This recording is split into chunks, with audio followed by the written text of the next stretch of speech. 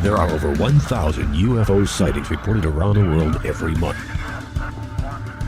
90% of these sightings can be explained, but 10% cannot.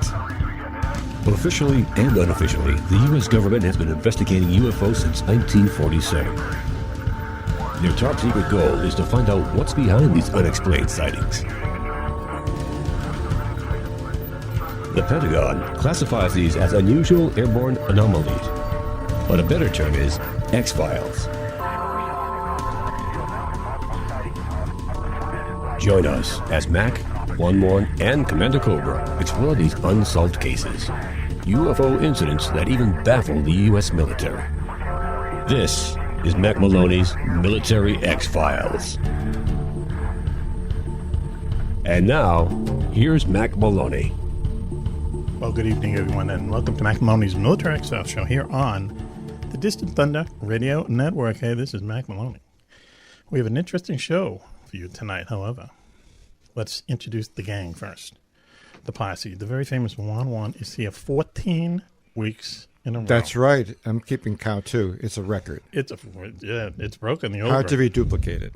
As we said a couple weeks ago, last time you skipped school here, snow was on the ground. That's right. And now it's like 90 degrees out. And the Archie bunker needs to be cleaned and renovated, and I don't even want to go near it. Yeah, I don't blame you. The cat took it over now. Oh, the cats. Yeah, well, then everything should be okay. Also, from an undisclosed location, somewhere north of here, Commander Cobra is with us.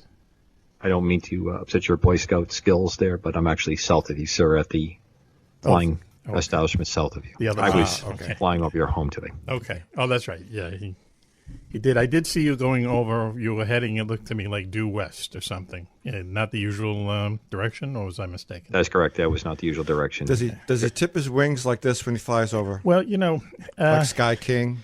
I really wanted to come low and give him a good flyby, but I had guests on board the aircraft that were working as technicians, and I didn't want them to throw up in the little plastic bags I provided them. Right. So, you know, whenever you can avoid that, I can imagine that makes for you could fly low enough to drop a. Don't give me any ideas. Drop something on his deck. Right? Why would you want to do that? It's just to, unless it's a bag of feathers. Just to show accuracy. Yeah, no. You know, this brings back a very interesting. One brings back an interesting story that we always would joke when you would fly over your home or stuff. Hey, let's see who's in your driveway, type thing. You know, and we had the sensors and we'd swing it over.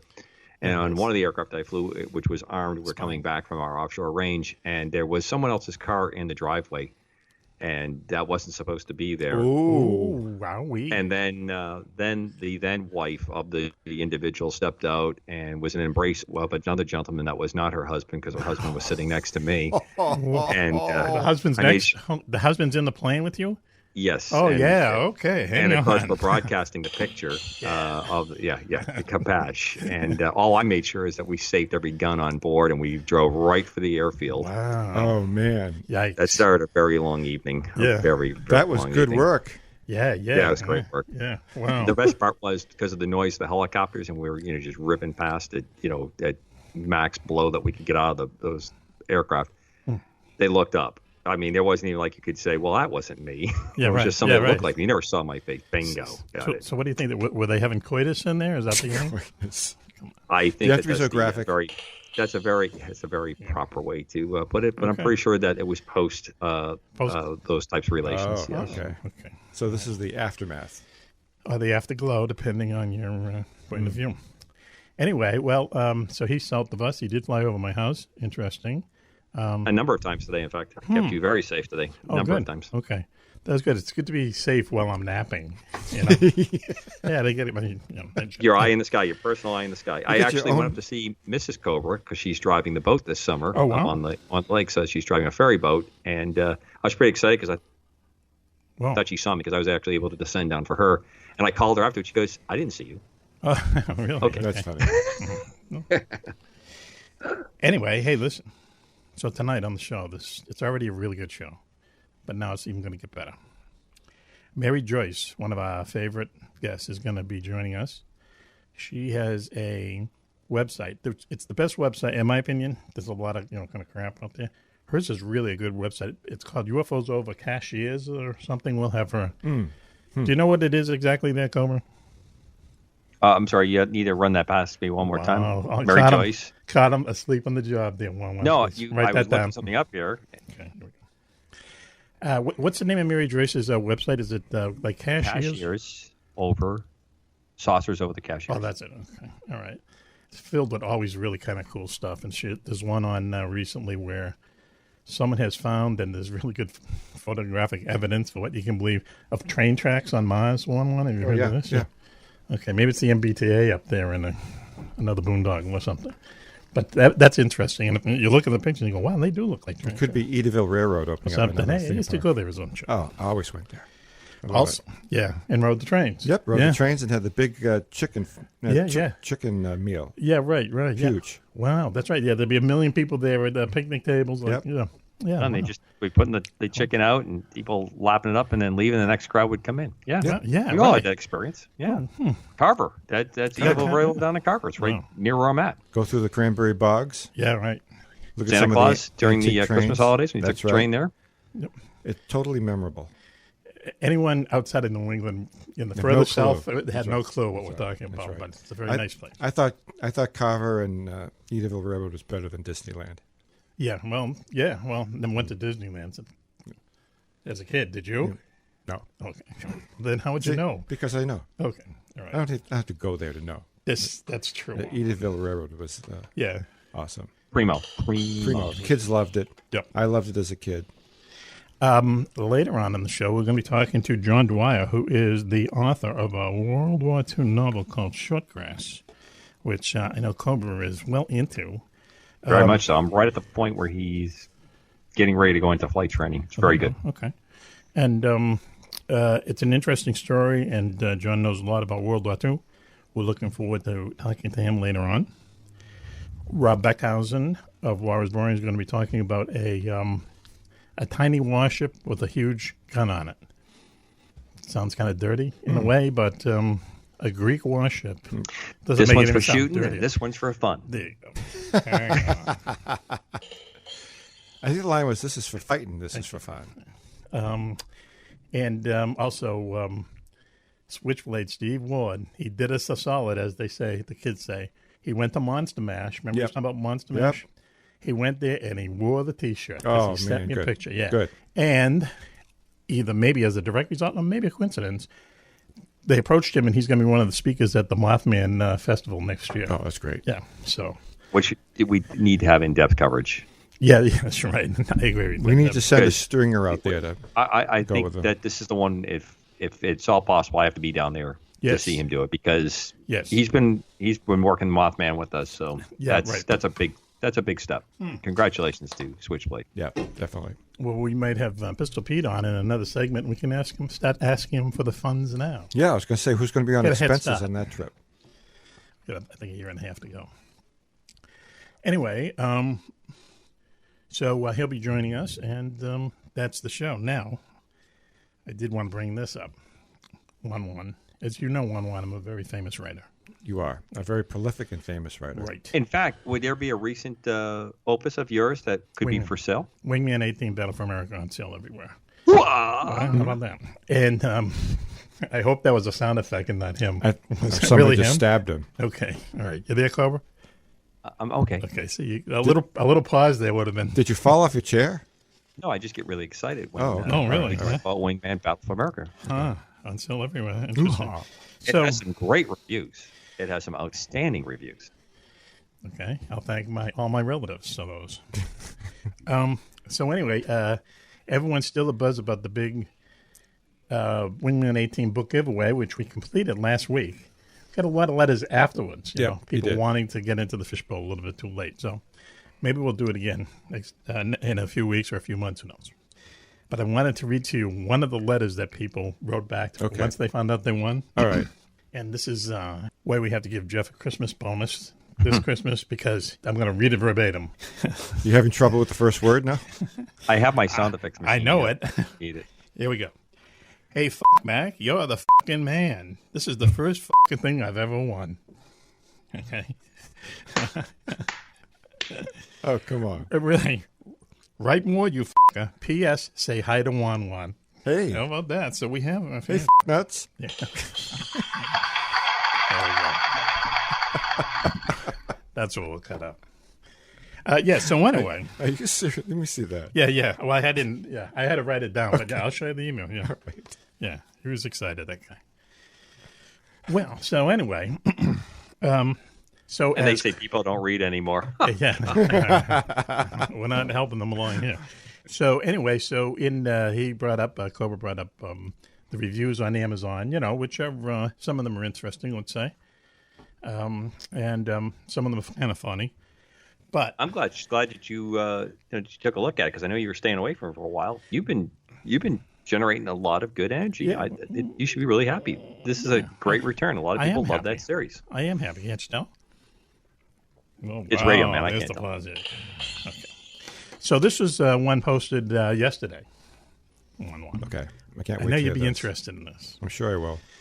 I admit I am a super fan of Mack Maloney, but I will also admit I was prepared not to love this book as much as I did. The first thing that struck me was how many genres he covers. Not just sci-fi, post-World War III military escapism, but he manages to sneak in part soap opera, part action, adventure, part metaphysical, part pulp fiction, and part just plain fun. Okay, great so far. I love it so far. Excellent.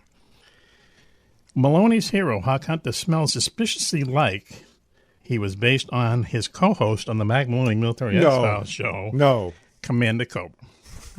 No.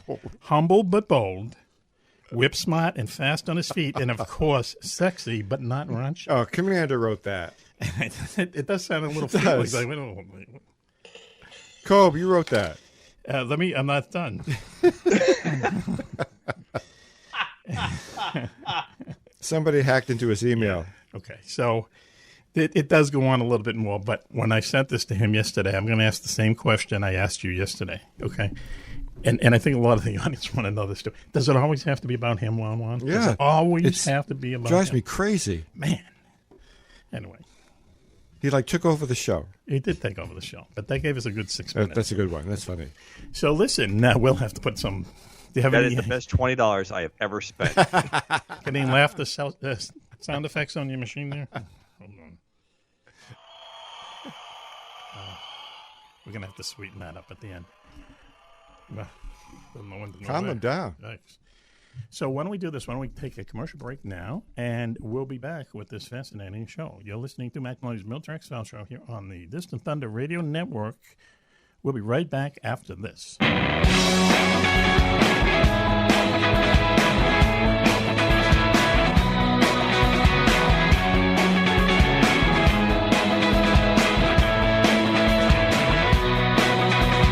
I'm Sean Connery, and you're listening to the Mack Maloney Military X-Files show on Distant Thunder Radio Network.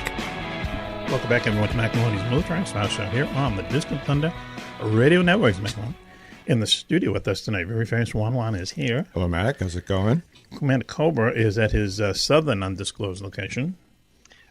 Good evening, gentlemen. Is that right? Am I right about that? Southern? South? Yes. Okay. I am south of where you are. That's correct. I'm Okay. at the hangar facility. 2 very good days of testing complete. Okay. Good to hear. It's probably in the South Pacific somewhere. Yeah.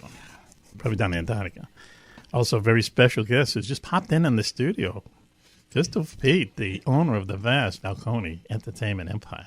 Well, yeah, just checking up on you guys. Yeah, monitoring. Yeah, It was monitoring about the fun. time. He let us run roughshod over And now here, he's so here. now he's checking it out. Well, I've heard reports from the neighbors. Oh, the neighbors? Yeah. Is it the woman who owns Gumdrops, the dog over here who attacked me? No, I don't think it's her. Yeah, but it's another I story. don't know. I heard someone said, "What are those guys doing in there?" Did they really? see lights. They see flashing. They see Yeah, women. the blind is open all the time. Whoa. Back No, no, up. flashing. Flashing. Flashing. Slashing. No, flashing Oh, as in flashing. the lights going on. And Oh, off. okay. All right. And something Oh, about women going in and out the door at all hours of the night. Oh, man. So listen, the station where we broadcast from, where we record this, is WNBP in Newburyport, Mass. I don't think we've ever really said where we were. Given credit for it. Okay. We try to be mysterious, as you know. But every year there's a car show in the middle of August here that the station is, how is the station involved in it? Well, we're the lead organizer of it, along with the Chamber of Commerce in the city of Newburyport, Massachusetts. And we are really the organizers of it.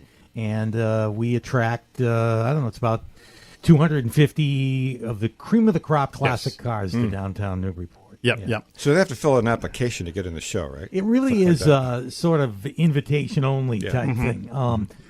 We have a guy who is really keen on the hobby and does a number of other shows around New England that organizes the thing. And when he goes to the other shows, he'll see a very interesting car or a rare classic car and hand them an entry blank, basically. Oh, wow. Okay. Because what I should say is that this has grown, okay? And I know this from people who are into cars. One thing about everyone on the show, we're all into cars, which is really kind of weird, you know? Yeah, that's all right. But other people I know, like Porsche collectors and stuff, they said, "Oh man, you can't." They go down to Skips, let's say, but they said, "Don't miss the one in Newburyport in August," because it's widely known as the best in the area. Yeah. You just walk up and down that street, and every car is different than, the old Chevys, the new Chevys. Every car is different in some way, and you just want to stop and look at and each excellently restored. Yeah. And it's the only time of the year that they actually close 2 or 3 of the streets downtown to allow these cars to park. I mean, if you look at it and just the landscape of downtown Newburyport, the beautiful old brick buildings with all the retail down there and all that, it really looks like that you're walking through a night out of the 50s. Yeah, bro. Yeah. With all those cars parked there. Yep. And then add thousands of people. And we don't purposely create sort of a circus atmosphere, so we don't have like food vendors and things like that. Yeah, right. You know what? We don't. Good idea, man, because that ruins those things. Yeah, and we don't want to turn it into that kind of atmosphere. Furthermore, we want people to patronize some of the great restaurants. There are probably there's a dozen. plenty of food available. You just patronize the restaurants that have been there year round. Downtown, all those restaurants and everything. So, it's not a circus atmosphere. We have a oldies band comes and plays like in the square at the bottom of the thing. They play for a couple of hours, and the radio station broadcasts live from there, and it turns out to be a great night. This year it is August 17th with a rain date of August 24th, but goes from 5 to 8 p.m. are the publicized hours. The cars start coming in about 2 o'clock, and then the streets get closed off about 2 o'clock. The cars come in an hour later, and they're all staged, and you're welcome to walk around, free admission. Free admission, best bet, free admission. And you're right, the atmosphere that everything, all these little things create just a really good atmosphere. Kind of subtle in a way. I'm so glad to hear that you don't put, food vendors there, because then you'd have people like messy hamburgers dropping the stuff on this. Yeah, and again, these things are like works of art in a way. We want the people to patronize the businesses that are downtown, and there are many, not just the restaurants, but all the shops, retail shops and knick-knack shops and antique shops and all of that. So it really is we draw thousands of people. So it really turns out to be a great be so night. bold as to add one comment, because I attended the show a couple of years back, and I'm not one that makes these shows too often, but one thing that's really different about this, it's probably your selection process. No one's there actually trying to sell their cars, which just happens at a lot of the shows I go to. It's everything's for sale, and everything is very finished. These are not projects that are underway that someone's trying to impress you with, what they found. These are primo, and the folks that there are so eager to share with you. It really makes it worth your time to go do this. Just don't lean on it. You know what I mean? Just don't absolutely lean on not. it. There's a certain decorum. That's definitely one of them. Don't put your fingers all over and it. most people like that. But And we're selective about the cars so that we don't end up with 10 57 Chevys or that sort of thing. Unfortunately, a lot of people are turned away that want to get into the show, but it's because we already have Really?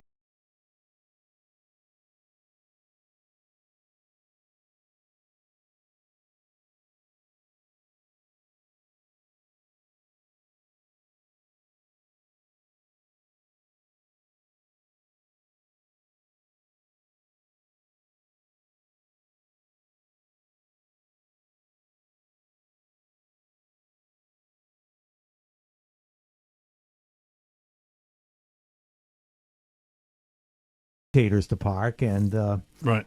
So it's always a good time. It's always just fascinating. I love doing it. I love going and seeing it, and like I said, you just.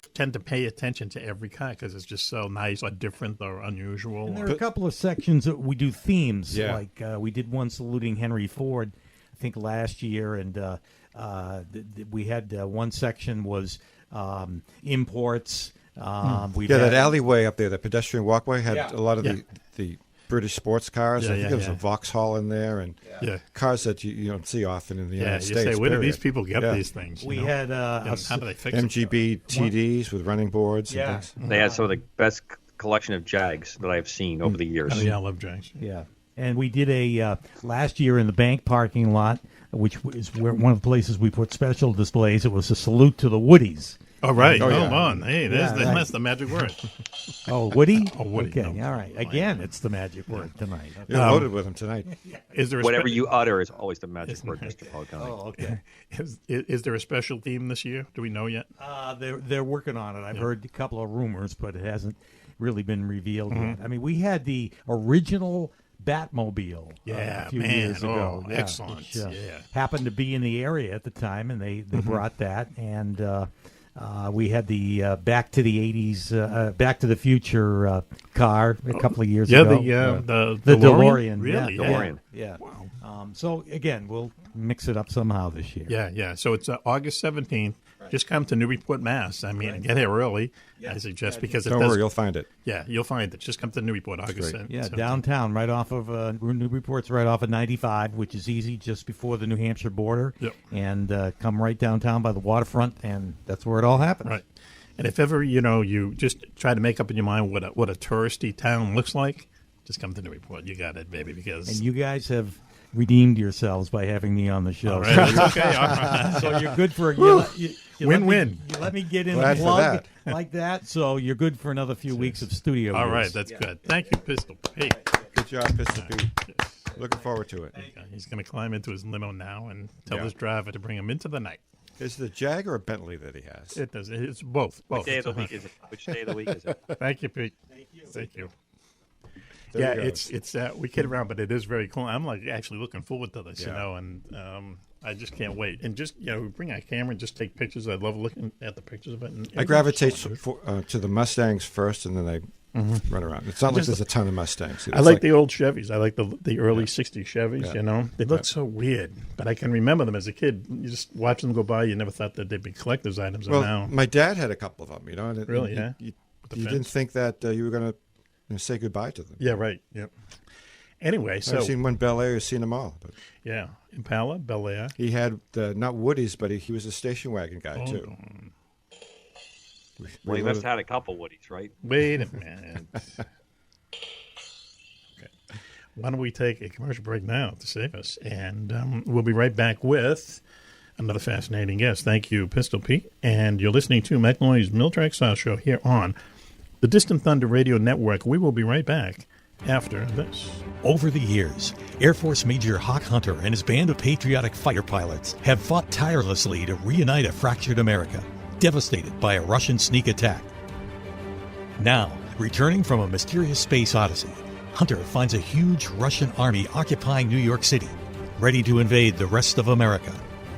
Buzzing through the city's skyscraper canyons in a tiny top-secret ghost plane, and seeing the invaders' massive weaponry for himself, Hawk realizes he's up against the greatest danger his homeland has ever faced. But equally alarming are reports claiming that Hawk's former girlfriend, Dominique, is living with the head of the Russian secret police in a Manhattan penthouse. Is she his prisoner, or is she something else? With the woman and the country he loves in dire peril, Hawk Hunter, the wingman, will apply all his aviation prowess to launch the most crucial battle for America yet, no matter what the risks. Filled with fast-paced action, a wide range of aircraft and military hardware, Battle for America brings back your favorite characters from earlier books in the Wingman series and delivers a riveting story that reveals new insight on America's most famous hero, the Wingman. That's Wingman 18, The Battle for America.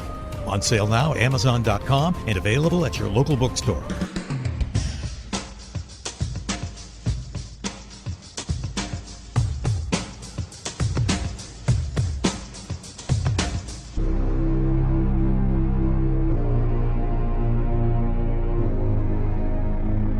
I'm Liam Neeson. You're listening to the Mack Maloney Military X-Files show on Distant Thunder Radio Network.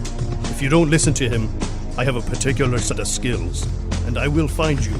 Welcome back to Mack Maloney's Military X-Files show here on the Distant Thunder Radio Network. In the studio with us tonight, 14th or 15th week? 14th week in a row. Juan-Juan is here in person. Right. I love being in here in person. And he has, of course, his Patriots hat on. That's right. You were almost embarrassing last week when you were talking about Tom Brady. Do you know that? Well, I get that way. I get very verklempt when I'm talking about Tom Brady. Okay. Yeah. And he's the man. That's our in every way. That's our secret word in Israel. How about that? Yeah. That's not racist, is it? No. No? Oy vey. Yeah. Now that's racist. No, it's not. Anyway. We have on the line with, and Commander Cobra, of course. Yeah, you've heard him. He's coming in from a southern undisclosed location these days, or at least tonight. Cobra, you there on the wing? I am. Good evening. I'm on the wing. On the wing. I was over your house earlier, but yes, now I'm on the wing. He flew over my house about 4 or 5 times today. You know, it's. I wish you had dropped something just to say hi. We just like to cover the big guy when he's taking his nap. We want to make sure that he's safe. You know, the first couple times, like a bag of flour or something. The first couple times, it's exciting. I'm up there with a flag and I'm waving. You know, I get the neighborhood kids to wave, and then 4th or 5th, it's like, I got stuff to do. But then the kids are saying, "What's he doing? What's he doing? Yeah, he's skywriting just for you. He sure is your friend." Yeah, he's strafing us. But they're just dummy bullets. Anyway. On the line with us is one of our favorite guests, Mary Joyce, down there in North Carolina, right, Mary? That's right, yes. Okay. Hi, Mary. And Hi. You know that Juan-Juan is here and also the Cobra. Just start off by telling people your website, please.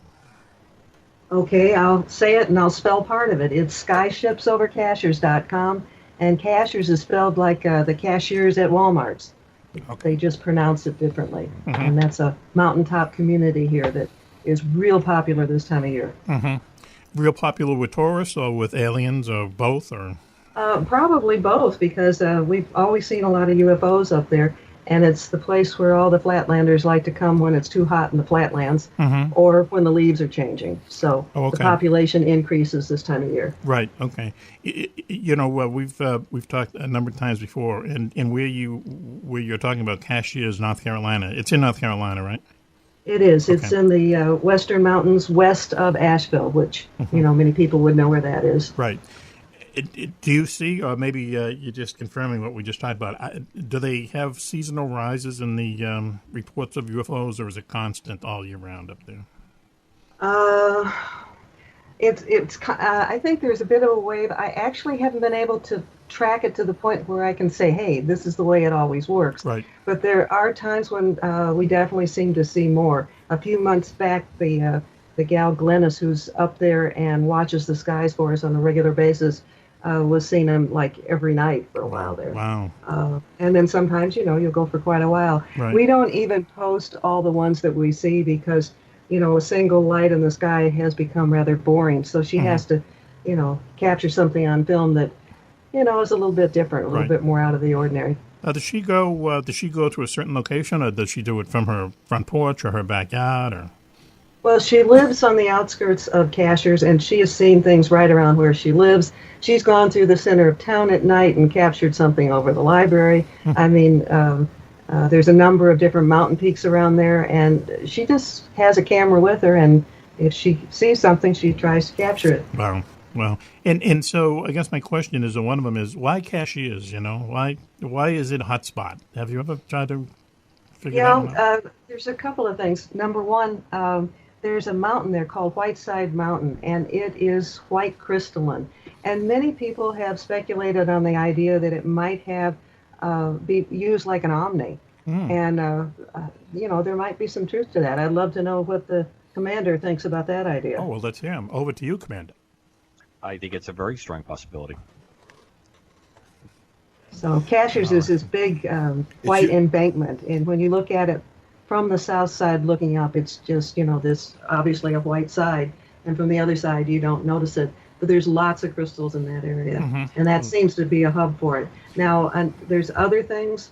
A very short distance from there, at least by air, is one of the underground facilities that we know of as, we call it PERI, but it stands for Pisgah Astronomical Research Institute. Wow. And so there have been UFOs that have been seen over that particular facility, and also going into a lake that's just to the west of that facility. So that could be another thing that has a draw. Right. So what is the name of that underground facility again? We refer to it as PERI, P-A-R-I. It stands for Pisgah Astronomical Research Institute. So why would the government... Pisgah is like a forest. It's the Pisgah Forest. Why would they put an astronomical facility underground, Juan-Juan? It doesn't because it wasn't always known as that. It was part of the Defense Department. Okay. It was part of the tracking system during the Cold War. And it's also, they use radio, it's a radio astronomy facility. Okay, all right. But is it underground? But basically, right now it's more like a educational kind of astronomy. We call it a cover-up place. Yeah. Because there is a 6-story city-sized facility beneath that, but they kind of cover it up by just focusing on, which is really kind of an outdated astronomical facility there. Sometimes you can get on there, you can just walk on there, there's no problem. There's been other times when people have seen men in SWAT suits at the gate and you can't get in. So it's a very unpredictable place. And don't they see up in that region the soldiers from other countries? Yes, not right there at that facility, but mostly in the Smoky Mountain National Park and around Mount Mitchell.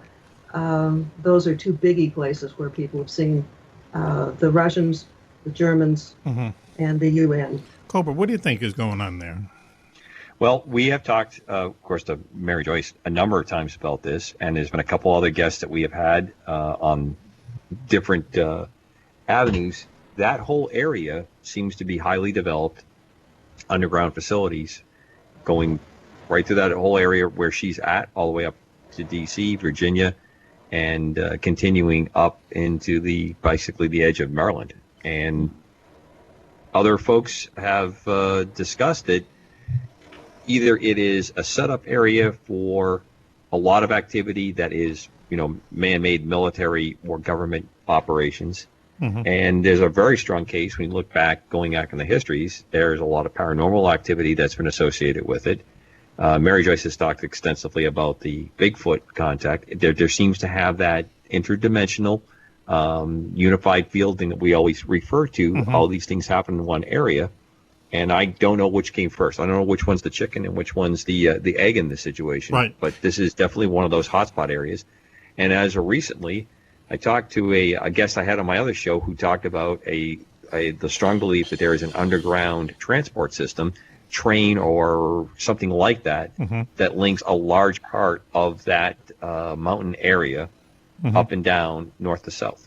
Well, I totally agree with you. I know I've mentioned this in the past, but I've done one book that's called Underground Military Bases Hidden in North Carolina Mountains. And I've focused on 5 of them here in North Carolina. From what I have been able to piece together, I think they're probably all connected underground. There's been indirect evidence that they have used the underground boring machine, whatever they call it, that can, just go through mountains in, I think it's like 7 miles a day.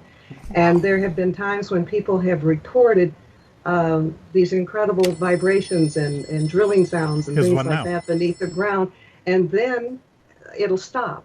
And so it's like, it's along the line, if you were to draw and connect these different facilities. And that's why it's kind of indirect confirmation that there are tunnels connecting them. Mm-hmm.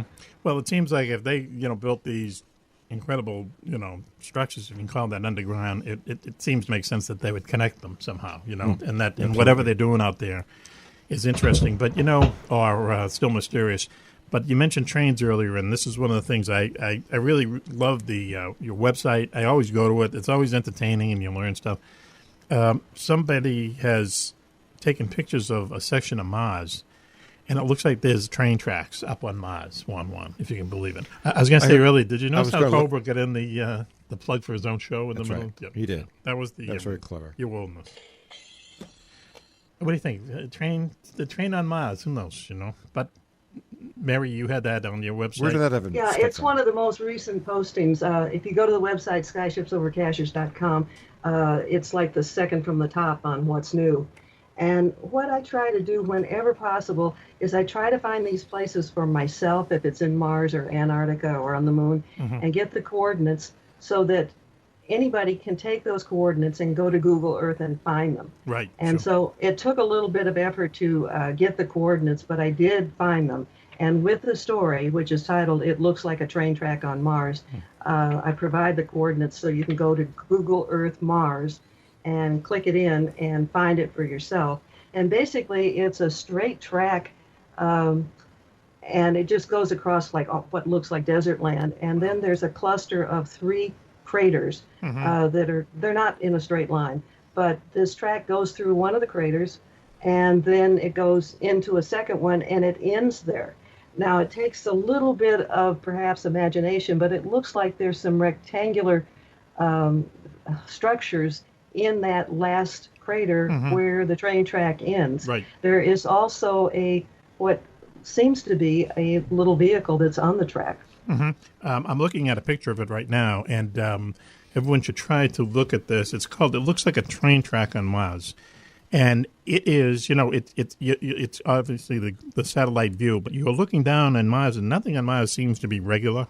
Everything seems to be just, old and ancient. And there's a straight line going right. Look at that one. I know it. It's a straight line going, right through these 3 huge craters. Straight. And it does look like this, that would almost be where a train would be, where trains would station, because there's like 3 or 4 little tracks there. It spurs off in 4 directions. The engineering that is required to make a straight run like that is absolutely amazing. Really? So why is that difficult? Well, that's my point. That's why how advanced I think it might be. Look on the Earth, and you're very difficult to find a straight track like that. That's on there. So you look at the kind of advanced engineering that would be required to make that work. I'm really impressed with it, because when I look at it, aside from the fact that, those things kind of fit and the stuff that we talked about, I am taken by the fact that it doesn't seem to bend around. It doesn't have to go with it. It could be a very unique feature that it's on the planet there. There could be some kind of really interesting geology that's going on there to allow them to do it. And then when you look at it looks like foundations of buildings. I mean, from that kind of picture, right. I've worked ops based on pictures like that were taken by satellite to use as your navigation going into an area. So, and it does look like there's a white Volvo on the track, doesn't it? There's a white vehicle with casting a shadow. Right. Yeah. Wow. Yeah, I'm glad you pointed that out. I probably should have said that in the article. It does look like a shadow. I showed it to Mack myself. Yes, you did. He found it. I did. So, Mary, I mean, what are people saying? Do they think that this thing is ancient and it was something that is now just being uncovered? I mean, they don't think it's in operation now, or do they? I haven't really taken a poll on it. My own gut feeling is it looks like it's something current. Wow. Well, that would be interesting. Who could it be? Who took the shot? It's from the satellite. It's from the satellite. Okay, all right. They have at least 2 satellites that have been going around that planet for years, know, and they've mapped a lot of it. It's from our satellite. What, there's no way in the world we would have doctored a picture like this. No. Who do you think, Mary? I mean, who would be up to? Is it aliens, or is it some, the Nazis who, escaped Earth after World War II or something? I mean, who could be doing this? I don't have a hard time imagining that people as we know them right now, they don't even have to be Nazis, they're already up there. Because we always see things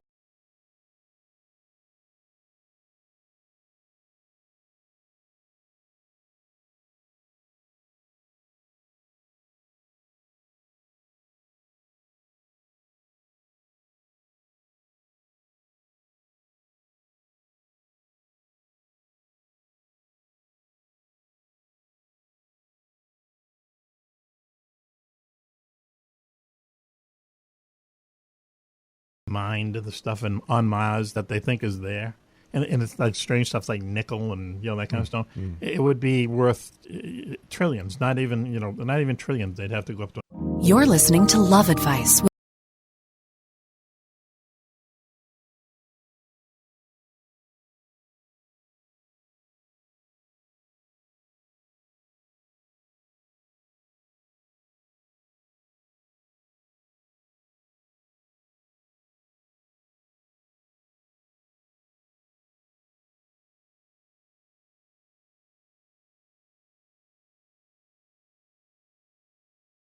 Another one because there's just so much stuff up there. If you're up there secretly now, kind of, staking claims to this stuff, how much is it going to cost you to haul out nickel? Is like iron. It is iron. Yeah. Haul that back from Mars to Earth. That's going to be economically feasible. It doesn't seem it. So why would they be up there? Well, I don't know if it would just be for mining. I honestly think they're trying to make it a place where human beings can live. Right. We want to colonize these places. We've done stuff. I don't know how to tell people off the top of my head how to find stories in our section, but all of these kind of things we're talking about would be under the section called Global Links. Mm-hmm. And I can't remember, all the different things we've done on Mars, but there's been a lot. Right. And there's been some that we posted again with the coordinates, where you can see things that look like man-made pod structures that look very contemporary, found in at least 2 places that we know of on Mars. Well, the strange thing is that a few weeks ago we had our friend Ross Shop on, and at the end of his segment, remember, he had us go and look at a picture, and it's of a man-made fort in England that is like just thousands of years old, and it had some really cool name. I forget what it is. Do you remember that? Yeah, it's I can't remember the name of it, the place, but it's where he grew up. It's basically the county that he grew up in. And you look at wall, this wall is unbelievable. Right. You look at it and you go, 10 stories high or something. Yeah, how can anyone build this? You couldn't build it today, and it's just this huge. You look at that picture and you look down at some of the stuff on Mars, and it has like the same shape. I know that the human eye tends to kind of make sense of things, but I don't know. If there's ancient stuff on Earth, why wouldn't there be ancient stuff on Mars? I want to throw this into play. Last week, Mr. Musk came out and said we're going to create a city on Mars with 1 million inhabitants. It's going to happen within 50 years. Mm-hmm. I just find it interesting that all these things that start to leak out as of late, and it seems to be building. There was an announcement that NASA was very close. The hackers got into NASA, and they said that they were very close to making an announcement about alien life. I looked at the article, and it really was a puff piece. It didn't. It's so legalese the way they're doing it. Yes. Trying to cushion the blow here. But then you have people like Musk and others out there that are talking in terms. 50 years in the current way that things are going right now is not a long time.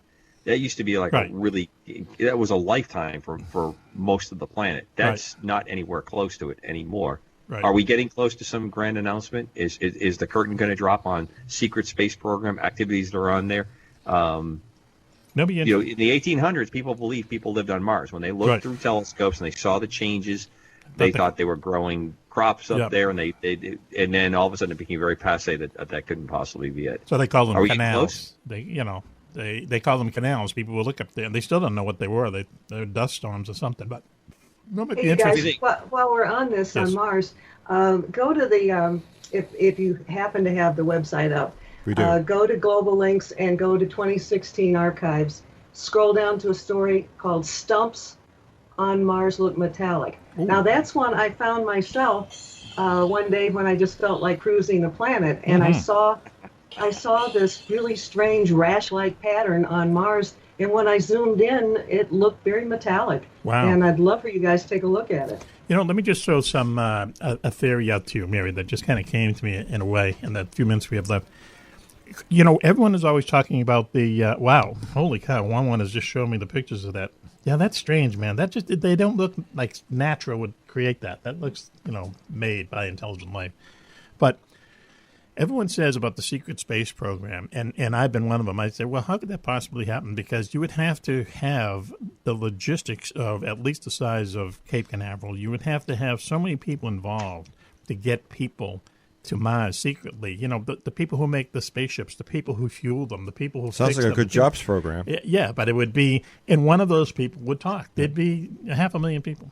How about this, though? How about if they have found a way that you can go to Mars and you don't need a rocket ship? Then they would send people. I don't think they're using rockets to get there. They would send people, like a subway to Mars or something, and they would send people there, and that way they just would teleport you. Or something like that, right? And beam me up, it, Scotty. Get it ready, and then you make this big announcement. By the way, we're on Mars, and it's going to be habitable in your lifetime. Well, they've got railroad tracks up there. Why would they use railroad tracks for? I know, maybe they're sentimental. Well, I mean, think about that for a second. That's sentimental. If you have some way of using a portal, and this is how you're moving it, it can't be an easy task. So, it takes great amounts of energy to do that. It would seem to me pretty conceivable that if that's the way you're moving materials and personnel back and forth, that you would have a fairly traditional way to go forward. Think back to when they were exploring this planet. You had ships that got to the spot. Yes. They would have only a few horses. They only make a few trails, but they were replicating what they saw when they got there. They didn't use the most advanced technology that got them there. They fell back to the most common technology. And when they arrived at the place that they were exploring or trying to build it up. So it wouldn't surprise me that you would bring proven techniques for moving men and materials, personnel and materials. Wow. That makes sense to me. Juan-Juan, I hope you took that down. We'll study it later. Mary Joyce, thanks very much for joining us. I can't believe the 22 minutes have gone by so quickly. I love your website. I just go there all the time. We don't have much time left. One question I want to ask you about a story about the buried mummy, the alien mummy. Oh, man, yeah. They found an alien mummy, right, down in South America somewhere? They did, and that just was publicized or put out to the public on the 20th of June, which was last week. Mm-hmm. And will they do DNA tests on? It's so early that there's no results like that yet. Right. I mean, but the plan would be to do kind of that kind of stuff. Oh, absolutely. In the little 6-minute video that we include with the story, they're taking samples where they intend to do that. Hey, but it's a really odd creature. It has 3 digits on the toes and the hands, and 6 bones in the fingers instead of 3, which we have. Wow, interesting. And, hey, when that comes out, elongated head, and it's when the results different. When the results come out, come back on with us, okay? We can talk about it. All right. And you're going to be on Coast to Coast soon, our competitor, right? Oh my God! Now he's showing me a picture of it. That's awful. That looks like something from. Anyway. I didn't say it was pretty. You're going to be on Coast to Coast. We'll already have aired this show. You will have already been on Coast to Coast when the show is aired. But I'm sure you were great on it. I heard really good things that you were great. Mary, thanks for joining us. We'll talk to you soon, okay? Happy July 4th to all of you guys. Same to you. Thank you, Mary. All right, Mary. Good night. Bye-bye. Once again, there we go.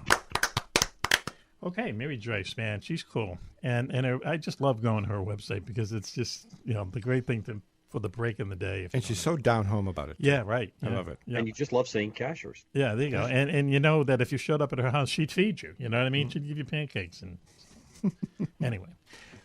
Or dumplings. Dumplings, at least. So when you know it, dumplings is another secret word. So why don't we take a commercial break there, and we'll be back with, once again, another easy for you to say. Fascinating guest. So this is Mack Maloney's Miltrax File Show here on the Distant Thunder Radio Network. We'll be back right after this.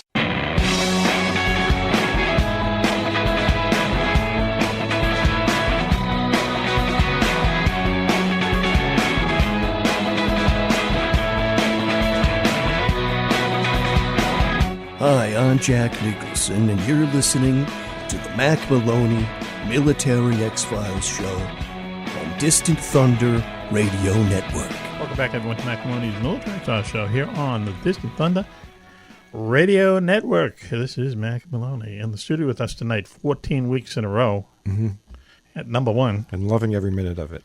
Juan-Juan is here in person. This is really a nice studio. Yes. That's why I like coming down here. I thought is 14 weeks, that's good, but it's good.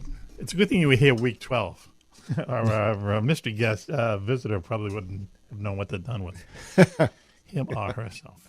Yeah. But they'll all be documented on Mac After Dark. I'm glad I was here for that. Yes. With pictures. Anyway, the Cobra is also here. Virtually. He's at his southern bunker tonight. Good evening, gentlemen. There you go. Good evening, Cobra. Did we salute him yet? Why don't we say we did? Okay. Save it. On the phone with us is our good friend down there in Dallas, the murder capital of the planet, graveyard of beloved presidents. Dallas, Texas, is Rob Beckhusen of Juarez Brewing, juarezbrewing.com, best military writing on the net. You made it through another week there, compadre. I did. Yep. Okay. Hi, Rob. Hello, gentlemen. Did you see or hear any gunfire in the past 7 days? No, I have not. Okay. There is a gang war going on in Fort Worth. So, all right, here we go. See, you got to sell papers, Juan-Juan. So we got a gang war. We got people hacking into their air raid sirens, and we got the 9,000 feral dogs that eat dogs. people. Yeah, all right. Yeah, unbelievable. Among our numerous, contemporary problems. How about this? The curse of JFK. The curse. Come on, man. He's a ghost, and he's cursed the city of Dallas.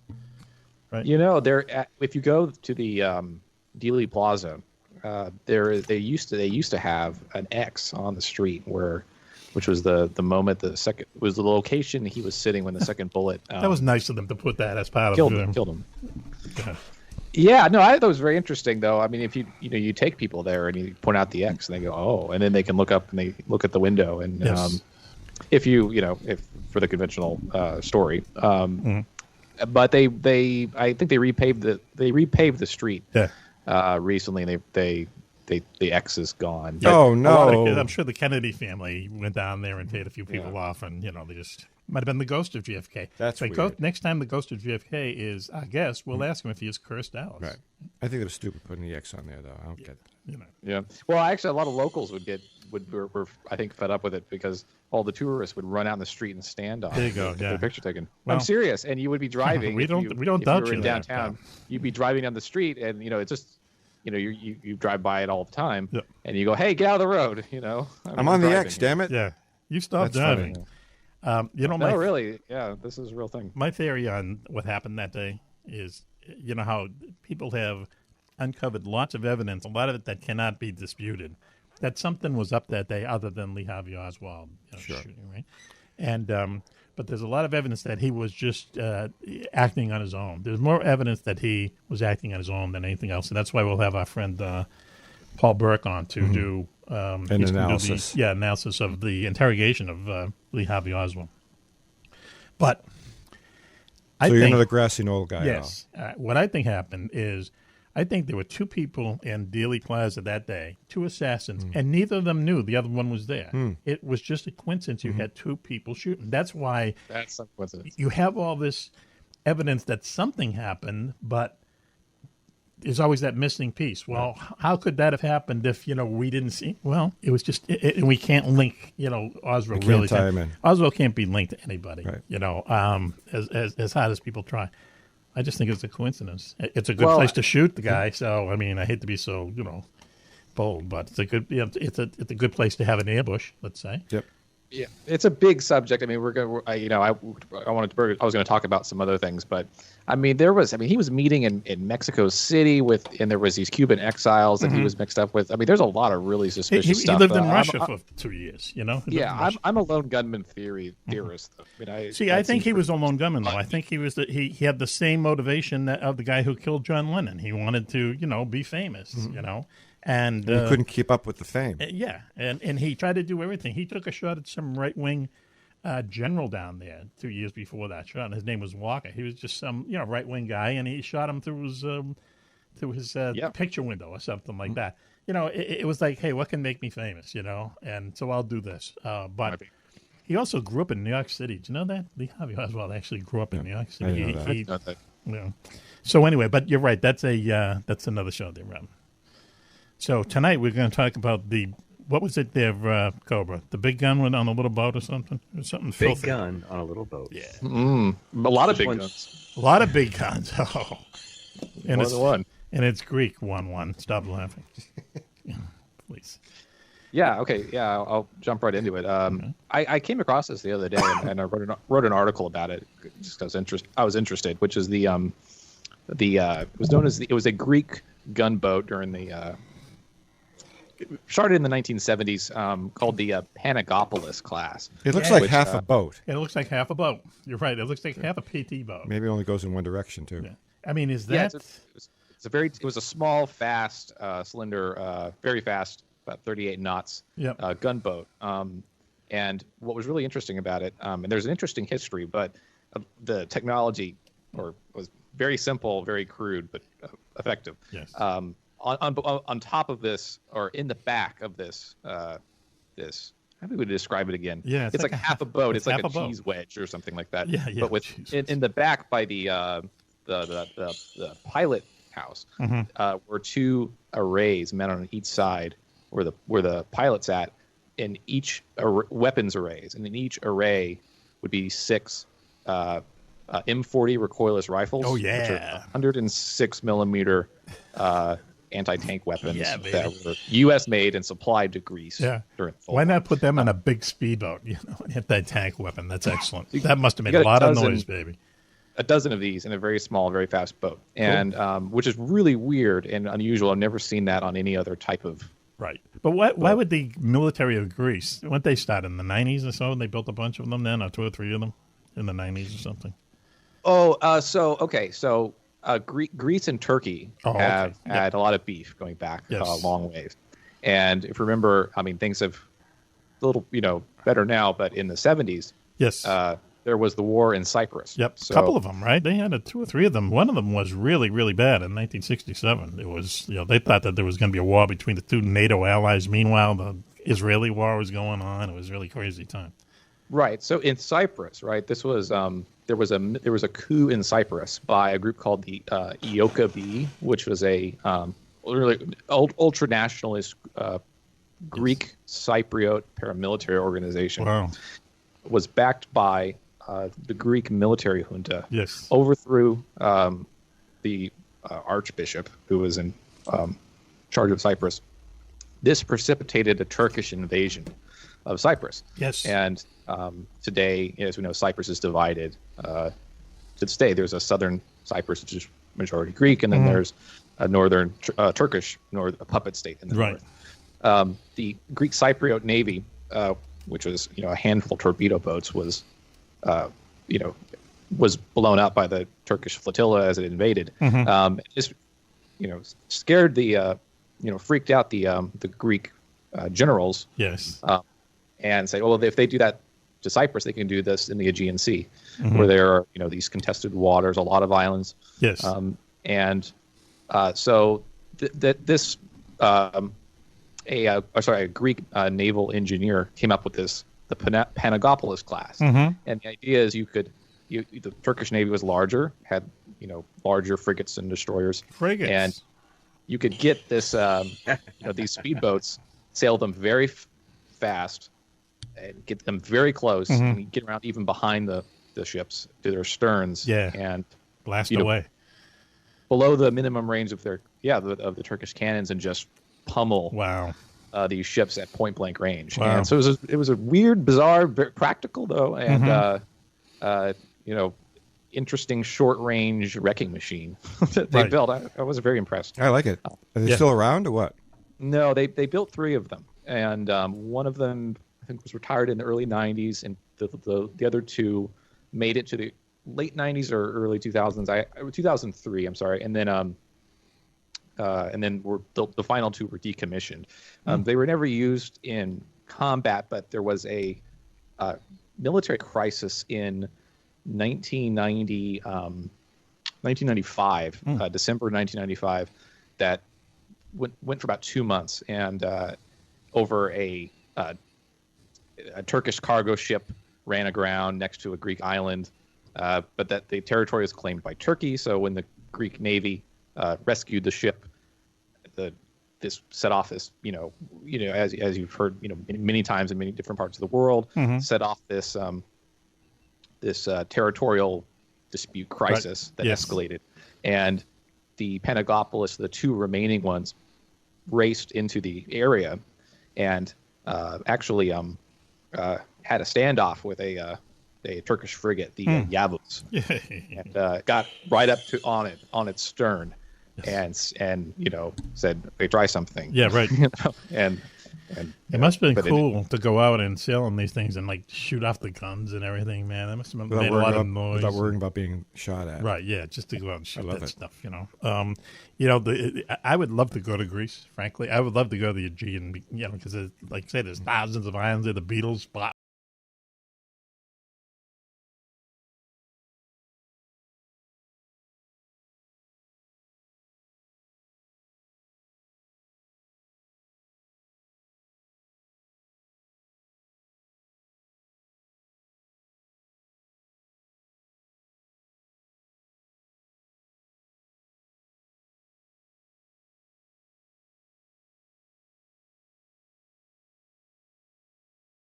Financial problems there. So anyway, but everyone in Athens has a swimming pool. Okay, so the government came up with this idea. They said, "Listen, anyone who has a swimming pool, you're gonna pay a swimming pool tax," and we know.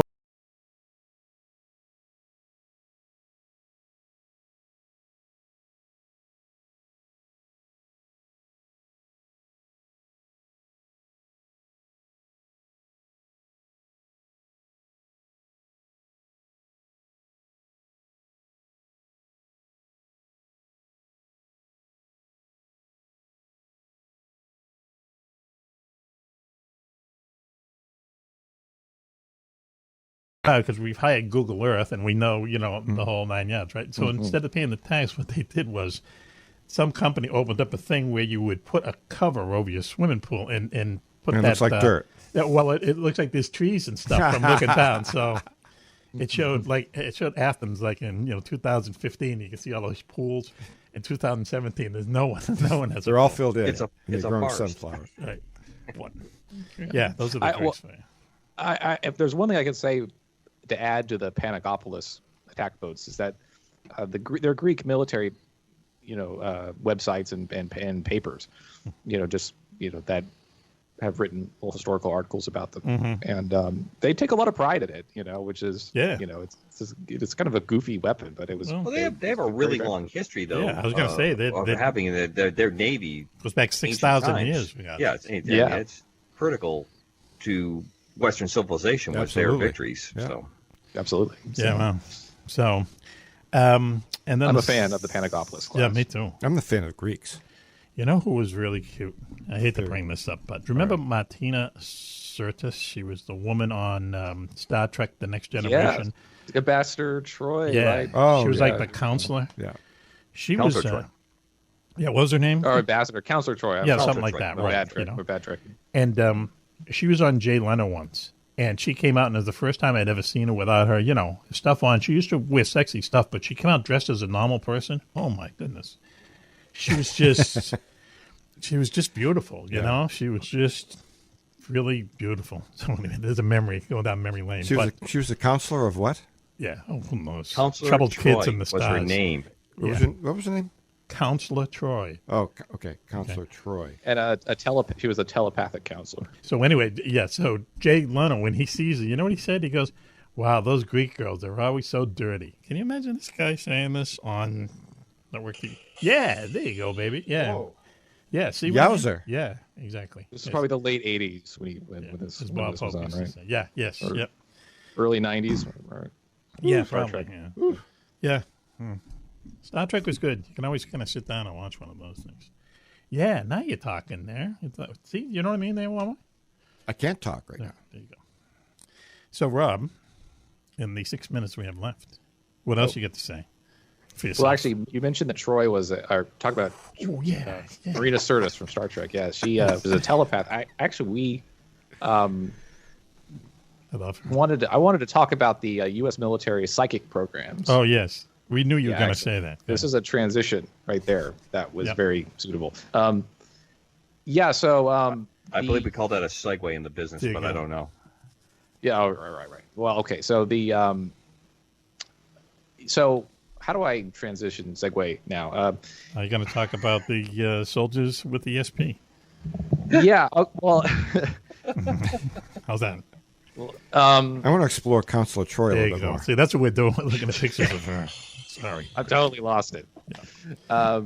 You need some sound effects, Rob? Yeah, that can help your machine. That could bail me out. Give me some psychic kind of sound. What do you need, crickets or booze? I I like crickets. I'm a fan. Wait a minute. I get the right one for Rob. Hold on one second. See if this stimulates the conversation. Ready? Let's see. I think those are breaking dishes. What is that? Oh, breaking dishes, which segues into the Some dishwasher skill. controversy. Okay. Yeah, we beat that to death, do you think? Yeah, but, if you got anything, Rob, to report on the dishwasher... Yeah, you come to us, okay? You offered our help, and you turned us down. You always have our prayers, though. Yeah, well, okay. All right, I've got it. Okay. So, we were familiar with how the U.S. military experimented with psychics, going back to the 60s and 70s. Yes. Hiring Uri Geller, to do remote viewing and other techniques to help America during the Cold War. Mm-hmm. Most of these programs, the men who stare at goats and all of that, well, most of these programs collapsed, yes, right, under scrutiny. So they say. There were, soldiers who were would participate in the programs and then meet these psychic celebrities and then kind of then they couldn't keep their mouths closed. They talked to the press. And yes, this would invite a lot of controversies and so on. Well, we discovered portions that the Office of Naval Research, which is a science and technology arm of the Navy and Marine Corps, revived some old portions of it in 2014. And the idea really started from an incident in Iraq in 2006 when a U.S. Army sergeant named Martin Richburg was at a base in northern Iraq, and his intuition warned him of an impending IED attack. He saw somebody acting kind of suspicious and so on, and this is not probably what we'd associate with psychic powers, but this one ONR officer, he was quoted as saying, if we can figure out the intuitive, decision-making process and model it, we can, train soldiers and Marines and to have this kind of heightened sensory awareness. Wow. Prescience. How to get $10 million from the Pentagon? Right there you go. And are there ways to improve? There's one quote. This one ONR officer said, "Are there ways to improve premonition through training?" Yeah. And so we got a manual that is on the website that you can read, which is what the military now calls sense making. Mm-hmm. So instead of psychic powers, it's sense making. Yeah. Oh, okay. Sense making. Sense like like you've lost your senses. That kind of sense. Yes. Sense making. Sense making? Who came up? What military contract they came up with that? I bet there was a lot of meetings. Oh, there was a shot. Yeah. Oh, that was a painful shot. I felt that. It's sort of. I wasn't talking about you, Cobra. We exclude you, Cobra. No, I was talking about the never mind. It's really a kind of military version of Spidey sense. Spidey. Yeah, right. How I would probably characterize it, and it's a lot of it's very simplistic. I mean, a lot of it's just kind of common sense. Be aware of your surroundings, and they would give in the manual you would advise Marines to say your squad is patrolling outside your fob near a market. Then near the market, there's some locals huddling around, and their attention is fixed on this road that's exiting out of the market. Yes. And then you see these other guys kind of break away and move in another direction. Yes. And you go, okay, maybe there's something up, right? And that's not. It sounds more like a common sense than what did you say? Sense making. Right, but it goes a little further where they'll say, well, now you want to create this narrative in this story in your mind about, how to make sense of the situation and to create storylines and then verbalize these aloud to the other Marines. That's what we've been doing with Counselor Troy there. Yeah, definitely. We've been creating fantasies in our mind. I'm doing research. Narratives, okay. Thank you. Right, and so, so in a way, it's a more benign version of maybe some of these, attempts in the past that the military to. Wow. See and have a limited vision of the future. Yeah, Cobra, in the 30 seconds we have left, does that sound like a cover to you, to something that's really up? I mean, it just seems so milquetoasty that that's what they'd be doing. without money. Yeah, it's exactly where my brain went to, because it sounds like this is the reason that you have the office, and you get some staff, and you have the nice room, and then 2 doors down is where these people sitting around the table, bending spoons and drawing up the mental pictures of whatever is going on, or making heads explode like scanners. So yeah, I think that there's more to it. Hey, Rob Beckhusen, warisboring.com. Just go to warisboring.com. Best website on the planet. Yeah, really, it's the best military reporting on the planet. How would we know about the big Greek ship? No, what is it? The tiny Greek ship with the big guns. Right? Yeah. So it is educational. Thank you, Rob, for joining us. And, if you need some help, just send us an SOS, if you know what I mean. Okay? I got you. Okay. Thank you. All right, thanks. We should, we should Happy give Rob 4th of July, sir. There we go. Happy 4th of July. Thank you, Rob. Happy 4th to you, too. Keep your head down there, Rob. Okay. So, hey, that was interesting, wasn't it? Yeah, we went all over the map. Rob is always a good guest. So why don't we do this? Why don't we take a commercial break now? And when we come back, we will be with yet another fascinating guest. They just keep on rolling here. They're lining up to be on the show. There you go. All right, hold it. That deserves a rim shot. Thank you very much. They're literally lining up. And, yes, they are. And sometimes they walk right into the studio. Right. Maybe we should have security. They're so enamored over being on the show. Remember my trans, she had security? Yeah. Maybe we should have security. Last people out there. Anyway, hey, I'll tell you what. We'll take an ad right now, and we'll be back right after this. Is Mack Maloney Military XL Show here on the Distant Thunder Radio Network. UFOs are found in Renaissance art, on ancient coins, and etched on cave walls. They're even reported in the Bible. But more surprising is when UFOs are seen the most, in times of war. Through centuries, thousands of UFO sightings have been made by high-ranking officials, military pilots, and ordinary soldiers. Often, these fantastic appearances occur at the height of great battles. From World War I to D-Day to Korea, Vietnam, and beyond, military investigators are baffled. Why do UFO sightings spike so drastically during wartime? Could it be mistaken aircraft, or is someone or something looking in on us? In UFOs in Wartime, What They Didn't Want You to Know, Mack Maloney chronicles centuries of these incredible sightings and tries to solve the puzzle of why so many UFOs are seen while humanity is at war. Read about the scare ships, the ghost planes, and the ghost rockets, alien giants in the jungles of Vietnam, UFOs controlling our ICBM bases, dogfights with flying saucers during the Gulf War, and more. 300 pages of unbelievable stories, along with many startling photographs. That's UFOs in Wartime, What They Didn't Want You to Know, by Mack Maloney. On sale at your local bookstore or on Amazon.com.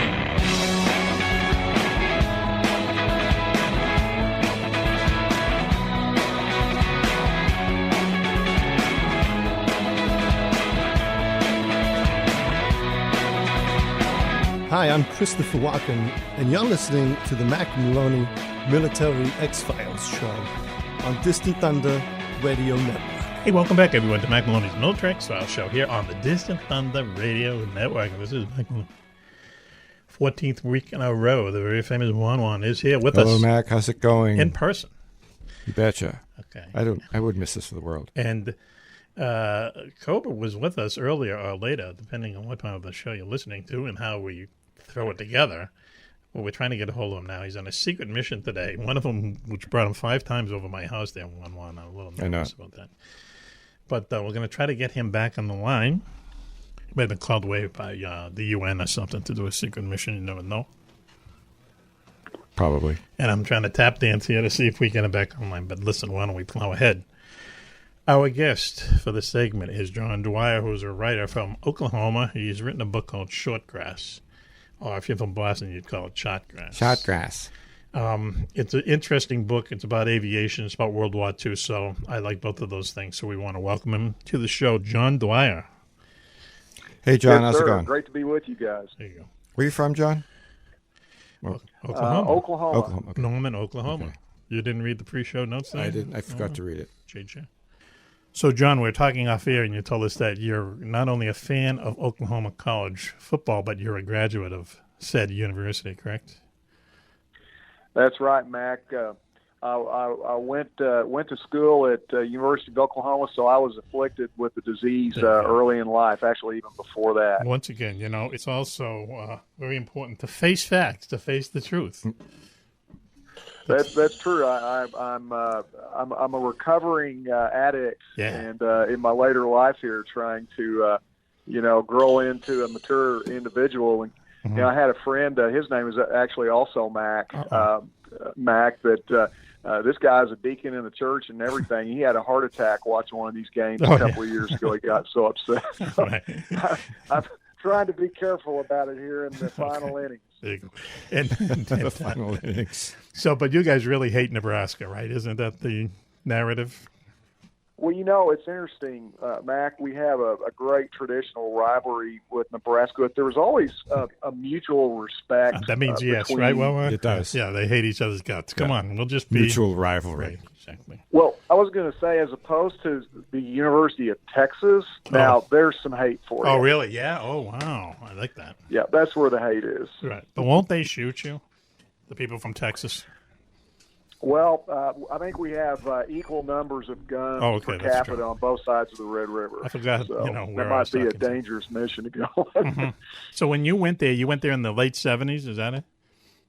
I did. Graduated in 78. It was a fun time to be there, Mac. We had a football coach, Barry Switzer, that was just a rollicking rogue of a guy, and he kept things exciting. We won a couple of national championships while I was here, so it really was an exciting time and place to be. So, did you say what is it? A rolling? Because that's the only time I've ever heard Barry Switzer described like that.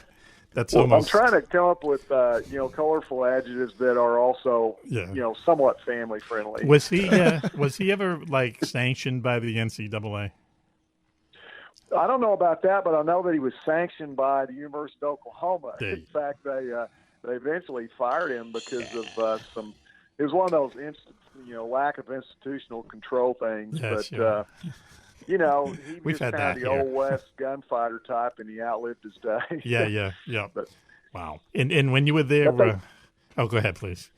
I was going to say they call him the king here. He's got a nice big house he built here. So a little bit of time passed, and everybody forgave him, forgot him. He's very much beloved here now. Yeah, so that's the happy ending, I guess. Yeah, it's so funny that it's an alien world compared to up here in New England. I think, as you said off there, we got just so many pro teams to pay attention to, the college teams. They have more fun down there. I mean, I always say it, half the people in Boston, if you stopped them on the sidewalk, they still think Doug Flutie plays for BC. I swear they would say. Who's the quarterback for BC? Well, Doug Flutie, isn't it? Like a lot of folks, I was just cheering for Brady and those guys in that last-minute drive. That was incredible. Of course, my ancestors are Irish. My great-grandfather was an old Dwyer. He came over in a boat at age 17, so they came through there. So got a lot of affinity. Maybe he's related to Brady. Juan-Juan loves Tom Brady. He's very vocal about it. Yep. Absolutely. And he actually has Tom Brady pajamas with the little feet on him and a dump I sleep with Tom Brady. There you go. Do they have a deflatable ball? Oh, how dare you. Holy cow. Hey, you know what? When it was really cold around here, and I drink a lot of water, and empty bottles in the door, they collapse like they dimple all the way around. I'm going, it's a deflated bottle. If you have a Honda, if you have a let's say a newer car, if one of your tires deflates a little bit, you get a little indicator on the windshield. But mine does it every winter, and I just drive around with it. And when the weather gets warm again, it goes away. It's the exact same. You give me the finger there, Juan-Juan. Did you just give me the finger? No, I didn't. Okay. I didn't. I'm farting around here. But you're right. I mean, go ahead. It was just a hatchet job all the way around. Yeah, I mean, come on. Now you're on the outside looking in. I mean, it was the national deflated news about football 6 months. Come on. And I think the people out here in the hinterlands, I mean, just speaking for myself, I think the rule of thumb is most people believe it doesn't matter how much air was in the balls, Brady would win anyway. That's right. Really it could be flat, he would have won. That's right. You're right about that. But let me ask you once again, an outsider looking in, what do you think of his wife? She's not the most beautiful woman in the world. Is that an inappropriate question? She's okay. Yeah, you're right. John, can you give us your thoughts on that, please? Yeah, I'd give a definite, as Roger Ebert would say, definite 2 thumbs up on that one. Wow. Okay, that's kind of filthy, but that's okay. That's about all I can do since my wife's right down the hall here. Okay. So, all right. Good for you. You better watch it. We'll ask you to put her on. No, I like this guy already because he pays attention to what's going on with his wife. So, listen, why did you choose the misery of writing a book? You know, I don't know if you've had other authors say anything like this, but to me, I feel like it shows me, Mack, it was not really a conscious decision. You know, some guys grow up tinkering under the hood of a car from the time they can do it. And in my case, looking back, I was writing stories, sports stories, and other things from the time that I was able to put a pen on a paper. I mean, going back to grade school. So it's just kind of what my DNA was made to do. And we were talking about the Irish component a minute ago. You know, I kind of feel like I come from a long line of, depending on who you ask, storytellers or Warney Stones or whatever. But so I love to tell stories. I love to share exciting things that people don't know about, and historical novels is certainly a place you can do that. How long did it take you to write Shortgrass? This book, and I should say that when I answer this, it's actually Shortgrass and the sequel Mustang, which will be out early next year. The two were originally designed to be one, but in this day and time, I probably don't have to tell you guys, you know, the interest span of the average reader is not what it used to be. Yes. So publisher will take a look at a book that a generation ago, 700 pages, they wouldn't have batted an eye at. Now they say, hey, that's 2 books. So that's what we've got here. Shortgrass and Mustang. It took me 7 years to... Okay, Kevin, for the grand prize of $1 million, what color is the White House? I know this. 5 seconds. Oh, switching to Geico could save you a bunch of money on car insurance? Okay. Judges? That's true, Kevin. They'll allow it. Congratulations. You're a winner. Woo! Geico, because saving 15% or more on car insurance is always a great answer. Right now, I wasn't working full time on it, but I was working laboriously. But that's for 2 books. Shortgrass, which takes place during the Great Depression and Dust Bowl up through Pearl Harbor and the first year of World War II, and then Mustang, the sequel that launches early next year, takes you through the rest of the war, or right up almost to the end of the war, early 1945. Right. Now, this is about a gentleman who's a Mennonite. Is that the name of the religion that he is involved with? That's correct. I don't know if you guys have many Mennonites in your neck of the woods, but out here in Oklahoma, particularly western Oklahoma, which is the environs where I grew up, there are quite a few. And I know you guys have Amish up there, and Mennonites are a little bit more moderate view. In fact, a lot of them split off the Amish. So they're more of a cross between Amish and more mainstream evangelical Christians. And so, but yeah, this guy, he grows up in a pretty pious, conservative, clean living Mennonite farm community in southwest Oklahoma. During the Dust Bowl is where we pick up the story with him. And where did you get the idea for the book? You know, I think a combination of things. You know, I teach history and have for many years. I'm a history prof at Southern Nazarene University in Oklahoma City, and so I'm you know, I don't hunt or fish or do any of that kind of stuff anymore. My vocation and avocation, guys, is history. I love reading about it. I love writing it. I love learning new stories. And so I think this story came about. It was several threads. It was just a lifelong interest and fascination with World War II. It was, you know, my own Christianity, and in later years, some just kind of fascination with the Mennonites and their willingness to, you know, to be willing to die but not kill. I just find that as quite a Christian concept. Yeah, right. So, what has happened to that idea? And then you mentioned earlier it was a good setup. You were talking about OU football, and that's been a lifelong interest as well. And so what I did was I took the area where I grew up, married the historical interest, in particular in World War II, with my love for athletics and Oklahoma football, and then this kind of fascination for Mennonite Christianity. And stirred it all up. And guess what? Believe it or not, my agent, which they usually tell you how bad an idea is, she said, hey, I think that has enough crazy ideas in it to actually work. Yes. Doesn't it feel good when they say something like that to you? It doesn't come often, I'll tell you that. Yeah, and my response, I'm pretty sure I remember, was pretty much, you're kidding me. You really like the idea? Yeah, there you go. Okay. It'd just be modest, I'm sure. So basically, I don't want to, ruin the plot or tell really any really substantial things about the plot, other than that this Mennonite gentleman who believes that has this Christian view of things basically becomes a fighter pilot, right? Is that the short?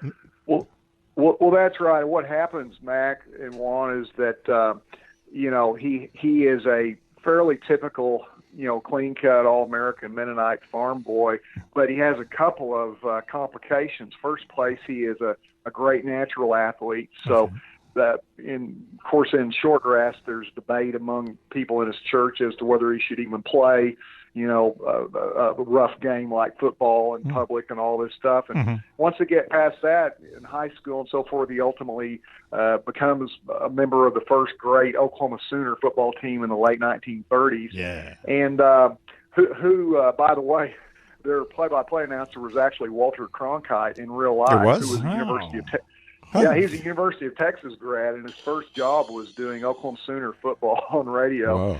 But so this gets him in kind of the swing of the worldly environs in higher society and business and glamorous girls during the big band era. Oh, yeah. And, kind of carries him away from his humble beginnings. And then the second complication is he turns out to be a great natural aviator. And through some, events in the book, he winds up getting to know Charles Lindbergh, who, of course, was the great opponent of Franklin Roosevelt in that era. And that is a real strong plot line running through the second half of Shortgrass, is that behind-the-scenes battle between Lindbergh and America First, and then Roosevelt and his interventionism and that sort of thing. Right. So, hey, can I ask you a question? Was Lindbergh, kind of Nazi-ish? No, he wasn't. That's been the tar and feather on him, Mack. Is he was accused of that, and Hollywood and a lot of the usual suspects have perpetuated that myth.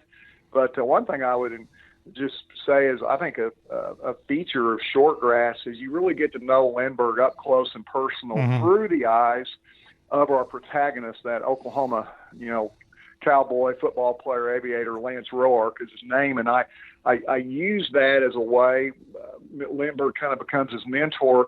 And I use that partly for folks to actually get to know Lindbergh. Right. And as a historian, I'm just a bearcat for authenticity. I don't want, people may not agree with everything I write, but I don't want it to be because they figure out that it's not true. So when you read Lindbergh's words, his thoughts, his actions in this book, I promise you they're legit and authentic, and I've researched them diligently. Is this after the kidnapping or before the kidnapping? This is after the kidnapping, and I think one of the things that's happened, Mack, is that Lindbergh, who was a colonel in the Air Force, United States Army Air Forces at the time, of course, made the epic transatlantic flight, and was a military-minded man, a researcher, a scientist, and he became one of the most valuable men in America in the 30s in actually researching, reconning, and finding out what the Germans were up to with their Air Force, with the Luftwaffe. He flew an ME-109. Yes. He was the first American to fly an ME-109. The Germans, and I think this is where part of that accusation comes from, he developed relationships with high-ranking Germans, but it was at the behest of the American government and military. They wanted him to do that, and the Germans were in awe of him because he was world famed. That allowed him to come up with all this intelligence on the Luftwaffe years before we got into the war. He was a spy. He was embedded. Yeah, he was already. Embedded spy. Yeah, and I think later on in the I remember reading later on in the war, he went to the Pacific Theater, and I think he shot down a Zero or something, like the only civilian to do so or something. Yeah, we talked about that, Mack, in some detail in Mustang, the sequel, because Roosevelt was a great politician. He was a very vengeful man, and so he hated Lindbergh. Lindbergh was one of the few people that had the guts to stand up to him in public in America in that generation, and so he would not even let Lindbergh enlist in the military for the war. Well, Lindbergh did an end run through friends like Douglas MacArthur and others, and he got a posting in the Pacific as a test pilot. And he actually helped early on design the Flying Fortress. Then he helped work out the problems on the B-24 Liberator. And then he helped them, the fighter planes in the Pacific. He would fly those things and help them figure out how to get more mileage out of the same amount of fuel and all sorts of things. And so, as you alluded, Mac, he did eventually manage, even though they didn't want him to, he managed to find his way into combat and had some exciting exploits. Imagine what would have happened if he, God forbid, got shot down and killed over there fighting. I mean, it would have been such a huge controversy. We should just remind people that early in the 30s, Lindbergh had an infant son kidnapped in New York, and he was found, deceased later on. They found the ransom money. It's a whole other story. It's an interesting story because, there was a lot of one of these things, a lot of evidence saying that they got the right guy, but then there's a lot of evidence saying they didn't, so it's kind of strange. Hey, John, I agree. In the couple of minutes we have left now, how can people get the book? The book is cool. I love the cover. It's a wicked cover. Yeah. Oh, yeah. Oh, well, nice. What was that? That was really nice. Tell people where they can get where they can order the book. Sure. Well, probably the simplest way for folks listening to us right now is just go to Amazon. You can type in Shortgrass or type in my name, Dwyer, D-W-Y-E-R, John Dwyer. I've got an author page on there. Barnes & Noble's got it. Or you can just go to our website if you want, which is johnjdwyer, D-W-Y-E-R.com. But people driving down the road or taking a shower or hitting a golf ball or whatever, the easiest thing to remember is probably Amazon, and you can jump on it and get it there, paperback or hardback or Kindle. Next time you take a shower, Juan-Juan, order the book. Okay? I will. I'll order it in the shower with my waterproof phone. There you go. And his Tom Brady doll. Hey, John, let me ask you one more question. When you were at University of Oklahoma in late 70s, right? Yes, sir. Okay. Any of that hippie trash out there during those years, or did you root those? Let's just say that certain accusations of that time and place of redneckery, if that's a word, okay, all right. We're probably it is now. All right. Hey, John, really fascinating talking to you. We should just do another segment sometime, just talk about World War II. But so join us again real soon, okay? Yeah, John, don't be a stranger. The name Good of luck I'd with the love books. To, and maybe when Mustang comes out early next year, maybe we can do an encore. Oh, we'll talk to you before that, I'm sure. The name of the book is Shortgrass, a novel of World War II by John J. Dwyer. Just go on Amazon.com, put in Shortgrass, put in John J. Dwyer, and it'll get you to a page where you can order it. Thanks for joining us, John. How's the team going to be this year? Do you know yet? I think it's going to be a great team. We've got a tremendous quarterback, Baker Mayfield, who's a Heisman candidate, and what a lot of Sooner fans believe was time for some new blood in the head coaching position. Yes. I think Bob Stoops did a great job of preparing and then passing the baton to this Lincoln Riley, who you're going to hear a lot about that name. He's just a real dynamo, offensive genius, a real leader, former quarterback himself. So that Ohio State OU game, second or third week of the year, watch for that one in Columbus, Ohio. That'll be some fireworks. Okay, all right. And should we bet them if we were betting people? Would you always take a look this year and just hope for the best? Something tells me that you guys probably don't need to seek my advice on that question. Okay? Every little bit helps. Yep. Thank you, John, for joining us. We really appreciate it, and we'll talk to you real soon, okay? Okay, you guys keep up the great work. Okay, we will. A novel of World War II, Shortgrass, by John J. Dwyer. Go on Amazon.com right now. And we're going to take a commercial break there now, Juan-Juan. Okay. We're going to try to relocate the Cobra, and we'll be right back after this. You're listening to Mack Maloney's Military X-Files Show here on the Distant Thunder Radio Network. We'll be right back after this.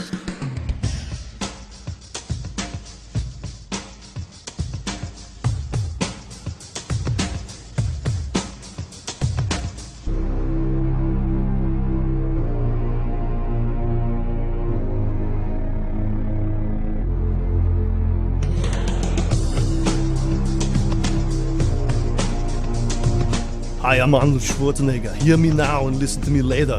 Now here's Mack. Hey, welcome back to Mack Maloney's Military X-Files Show here on the Distant Thunder Radio Network. In the studio with us tonight, very famous Juan-Juan is here 14 weeks in a row. Yep, you betcha. What's 4 into 52? 4 into 52 16? is... Boston educational system here at work. Yeah. 16? Yeah. Okay, if you go to 16, that's a quarter of a year that you've actually showed up here in person. I bet it hit that mark. That's a big part of your life. Oh, boy. That's a milestone to look forward to. We've lost the Cobra. He was down at his southern bunker, and something came up. I hope it isn't World War III, but if it was, he'd be the guy that they'd call. I know, I'm frightened about him. I'm trying to make emergency calls out to him, and he's not responding. And did you notice that Mary Joyce said, and where's Cobra? When I told her you were here and I was here. She says, where's Cobra? Anyway, yeah, I was... The myth precedes the man. I was a potted plant. Anyway. So, on the line with us now, though, is Switchblade Steve Ward up there in the Bowl of Flakes. What's the name of it again? Michigan? Battle Creek. Battle Creek, Michigan. How can I forget that? How are you doing there tonight there, studio? Well, you know what? I'm doing really good. And the reason I'm doing really good is, as you know, tonight we're going to talk about the Monster Bash. Wow. Which is Get right into it. That's cool. So you went down to this, when was it? It was last weekend? Yes, it's just this past weekend. Okay, all right. And you drove about 3 or 4 hours to get to it. Where was it? In Pennsylvania, right? Mars, Pennsylvania. Mars, Pennsylvania. I love that. Okay, so tell us what happened. Which is really suitable if it's a kind of a sci-fi horror convention, old movies, that kind of thing. How many people live in Mars, would you say? You know what? I don't know. It's just another big suburb in the Pittsburgh area. Oh, so okay. I would, all right. Okay. Just kind of, you know how they look, wall-to-wall concrete and roads, and everything looks the same. Oh. So I'm not that familiar with the Pittsburgh area. Okay. Yeah. But no one is really. So go ahead. But the reason I'm doing so good is that before we get into the specifics of the Monster Bash, Saturday night while I was there in the lobby, I got a call from Jeff Walmsley. Yes. Jeff Walmsley is the curator of the Mothman Museum and the co-founder of the Mothman Festival. Yes. He asked me if I would like to speak on Sunday at the Mothman Festival. There you go, Juan-Juan. That's fantastic. Yes, it is. Came out of the blue, and now Sunday's the second day, and as the day wears on, there are fewer and fewer people there. But I figure even if there's only 12 people, by the time I get up there, it'll be a nice, nice way to practice. Anyway. Yeah, sure. You'll do very well. It's going to be great. I hope you held out for about $5,000 speaking fee. Did you? Well, I think I can have all the cotton candy I can eat. Oh, well, that's the same thing. That's worth it. So you actually spoke to a group of people on Mothman, in other words. I will be, yes. Yeah. And when will that be? Well, that's the third weekend in September. I'm not sure the exact dates. Okay. It's just I think the way that weekend falls, it's just a little bit past the middle of the month. Okay, and how long do you have to speak for? It's like an hour slot. I might speak for maybe 45 minutes or so. Leave some time for questions, and then of course time for the next speaker to get on. Are you going to use visuals? Sort of Will you use visuals or? Yeah, I think so. I'm a little bit inept on that end, but everybody assures me that even someone of my lack of computer knowledge can figure this out. Have a bunch of slides. Like a PowerPoint. Actually, I did a PowerPoint once. That's how easy it is. So well, okay, that's good. That's great. That's great. You're going to, and don't assume that there will only be 12 people there. We'll beat the drums for you. There'll be hundreds of people there. Right. Well, there may well be. Actually, the festival is hauling in a lot of people, and many of them stay around. See, I'm a little lower on the food chain, and there's a lot of people, very deserving people there that will be speaking on Saturday, which is kind of the prime time, and Sunday morning and early afternoon. I don't really know my time slot yet, so it could even be Sunday morning for all I know. Right. I'd start making demands right away. You want a room, you want a dressing room, okay, and you want M&Ms, but no red M&Ms. No red. Right. Well, I'm very, very specific about my cotton candy, so I'm not going to just settle for nothing. And do you have any trouble speaking to groups of people? Not really. I even back in another time period, I took one of the Dale Carnegie courses. Oh wow! Not the salesman course, but the general one. Right. Yeah. How to make friends and influence people? Is that the answer? Yeah, that kind of idea. Sure. Okay. Yeah. Right. And I have actually spoken on Mothman and the Paranormal at some smaller groupings. But this is the big break. So all right. This is it. Yeah. From this moment on, we're going to push you. We're going to huge PR machine is behind you. And it's possible that I might be dropping some names during this event. Really? I don't know, Mack Maloney and his radio show. Wow, my nipples are hot for some reason. Okay, might even mention some of the cast. Juan-Juan, Commander Cobra, and so forth. Yeah. You can, okay, you can mention one of those two. I'll flip a coin. No, the way Juan-Juan, heads or tails. No, Cobra wants to go down. There's a good chance Cobra is going to be down there. Oh, that would be excellent. Yeah. He'll whip up a crowd for you. All right. He'll go and kill the sheriff or something, but he will get a crowd. So, all right. So tell us what happened. So you make it to Mars, Pennsylvania. The Monster Bash is going on. It's a place where you can. Well, just tell us what happened.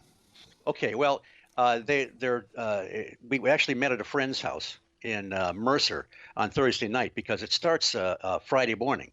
So if you come in Friday, you're going to miss some of the events on Friday. It's all day Friday, all day Saturday, and Sunday it wraps up about 4 or so. Okay, and I want to also mention, they have of course a lot of celebrities and deals with the horror movies, science fiction movies, and so forth. Yes.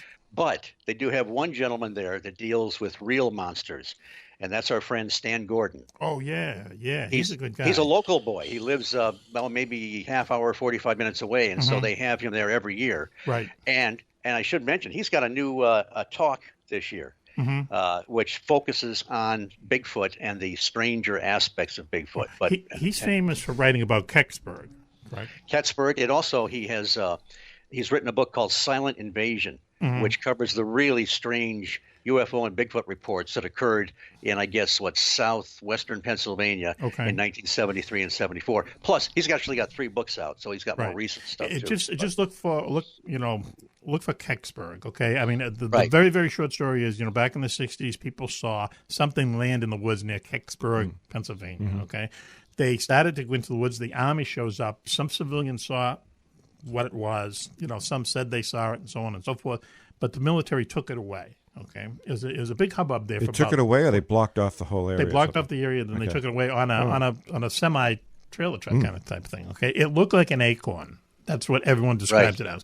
Now, if you look at If you have a Lowe's Advantage card, you can get an extra 5% off every day on items big or small. So you can save an extra 5% on a new coat of paint, updating appliances, replacing the flooring, and even save an extra 5% on little things like cleaning supplies, laundry detergent, and air filters. The big to-dos to the everyday essentials. You get an extra 5% savings every day when you use your Lowe's Advantage card. If you don't have one, apply today. All projects have a starting point. Start with Lowe's. Subject to credit approval and can't be combined with any other credit offers. Exclusions apply. See store for details. U.S. only. Yeah, what the Russians were shooting up into orbit those days. They had a special name for those things. But they're Russian type of rocket. Yeah, like not an Apollo capsule. It was a Soyuz rocket. They call them Soyuz capsule. It looks like an acorn. They look like acorns. Yeah. So if one of those happened to land, in a woods in Pennsylvania, the military is going to cordon it off, and they're going to pull it away. That's fine. But there's a lot of evidence that this thing was not a Soyuz craft, that this was something else, and just a lot of the stories are very interesting. And then the guy, there was a radio reporter who came out with the report, and they talked him out of it. The men in black told him to change the news report. And then didn't he get hit and run a year later or something? I mean, it's a really one of these weird hit and run. He was killed. Yeah, like a real X-Files story from the TV show. Anyway, that's Kecksburg. Another show. Go ahead. It's Kecksburg. Yep. Okay. In fact, my wife saw it streak across the sky back when we were in junior high. I didn't know her then, and I missed it. But a lot of people saw it go across Michigan. And then when it came up to Pennsylvania, it changed. It maneuvered. It apparently maneuvered, and that's a lot of people saw that. So. That gets people. Okay. So. I get to the Monster Bash. Now, I've been there several times. It's usually an annual event, but sometimes they have one in October as well. Last October, they had a tribute to the Twilight Zone. They had Rod Serling's daughter there, and Vincent Price's daughter. Nice. So it's really they really run the gambit. One of the nicest surprises. Now there was Terry Moore was there. She was the young lady that was the heroine in the original Mighty Joe Young. Wow. What's she look like these days? She looks great. She's and what a sweet lady. Yes. And very sharp, very together. And you see that when you go to their tables, they have a layout of the photographs of, they'll sign for you from different things they've done. She was in like several episodes of Batman that I had forgotten about. Nice. All right. I think she won an Oscar, or at least was nominated for an Oscar in Come Back, Little Sheba, a classic. With Burt Lancaster and Shirley Booth. And she was married to Howard Hughes. Oh, holy cow! Yeah, nice. I know. Quite a lady. Yeah. Burt Gordon was there, a director that directed such classics that I loved as a kid. King Dinosaur. Oh, yeah. Okay. Okay. And, one of the actors in that was the same guy, Russell. Oh, come on. What's his name? Played the professor on. Oh, yeah, sure. He was, Russell. I can't think of his name. Yeah, he was in a number of science fiction movies. You say he played the professor on Gilligan's Island? Yeah. Yes. But so he's there. They get up. They all have kind of an interview from the audience, and people get to ask questions and so forth. He talked about working with Joan Collins in Kingdom of the Ants. I think. The great movie. Empire of the Ants. No, what is it? Empire of the Ants. Yeah, right? Empire of the Ants. But he did the Cyclops, the original Cyclops. Cool. A lot of really kind of cheesy old flicks, but man, love them. Great stuff to grow up on. Yeah, love them.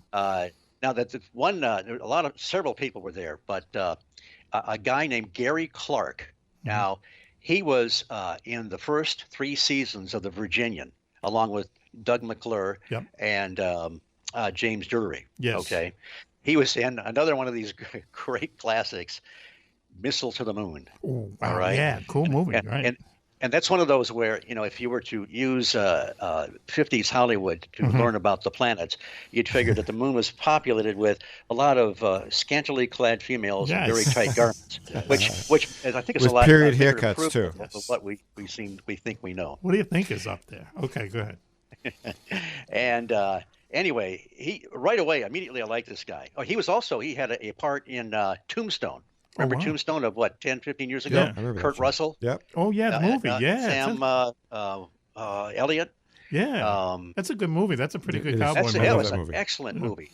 And he got the part because he was also in an old TV series called Hondo, based on the John Wayne film. So somebody recognized him from that, and it was also kind of a nod to the fact that he was a Western star way back when. And sitting next to him was another Gary Conway. Oh, yeah. Okay. Sure. Yep. Land of the Giants. Yes. He was on Burke's Law, kind of Burke's Law, Amos Burke's young sidekick. Yeah, he's a flunky. Yeah. That's right. And the old guy was Regis Toomey. I remember him. Okay, sure. But so these two Garys are sitting next to each other, and their connection is they were in a film. Now, you know that there was the film I Was a Teenage Werewolf. Yep. Michael Landon was in that Landis. one. Yep. Okay. Gary Conway was in I Was a Teenage Frankenstein. Wow, nice. Now, following that movie was one I had not seen until Saturday night. They have a drive-in movie at the hotel. Excellent. Outside, they have the screen set up. People get their chairs. It's great. Wow. How to Make a Monster. Nice. And the theme was the director, this director, and I can't think of the character actor's name at the moment, but he's being fired from the studio, right? And he's the guy that makes up the Teenage Frankenstein and the Teenage Werewolf. Now they picked Gary Clark because he had kind of a resemblance to Michael Landon. Okay. So, but in the premise is this guy is the guy that makes up these guys for the movies, but he's being fired and he's really ticked off. So he comes up with some kind of makeup that when he applies it on these guys, it makes them very pliable and under his control. Oh, there it is. So yes. he sends them out to kill people dressed as a teenage Frankenstein and the teenage werewolf. It makes all the sense in the world. Okay, the thing is that both these guys start in this together, but they'll admit to you, this is over half a century ago, they couldn't remember anything about it. And they hadn't seen each other since then. Wow. But they, man, I'll tell you what, when they were up on, the whole idea was to get them up on stage together. And these guys, they just hit it off. They were like a comedy routine. Yes. They need to take, it was just, I wish it would be available on YouTube or something, because I don't know if they tape these or not. But it was absolutely phenomenal. These guys were hysterical, and they just really, and they, of course their wives were there and they met each other. They just had a great time. And one of the before I go on, one of the continuing themes that every time I have been there is that these the celebrities. Some are much better known than others, yes, but they're all really grateful, very happy to be there. I have never encountered somebody who was aloof with a tube, or I'm too big to be here, right, or wanted to kind of hurry you along. Yep, they're just so happy, that the people still remember them and enjoy what they have done. Right. No, so many people are into those old shows. I mean, oh man, there's just something about them. You just watch them forever. Are they still getting good residuals on these shows, or is it like crap? I don't think I think a lot of them. I remember I was actually reading. Gary Clark had a book available there. Somebody suggested that these guys, they tell all these anecdotes. Why don't you put them in a book? Yeah. Well, he did. And the book is called How It Happened, and it's really, really a fun read. But they were making just like peanuts, like hundreds of dollars for a movie. Right? The Missile to the Moon was shot in 7 days. Yeah, twice as long. Almost twice as long as it takes to get there. So I mean, they were in a. I have a vision of that movie. Is that the one where?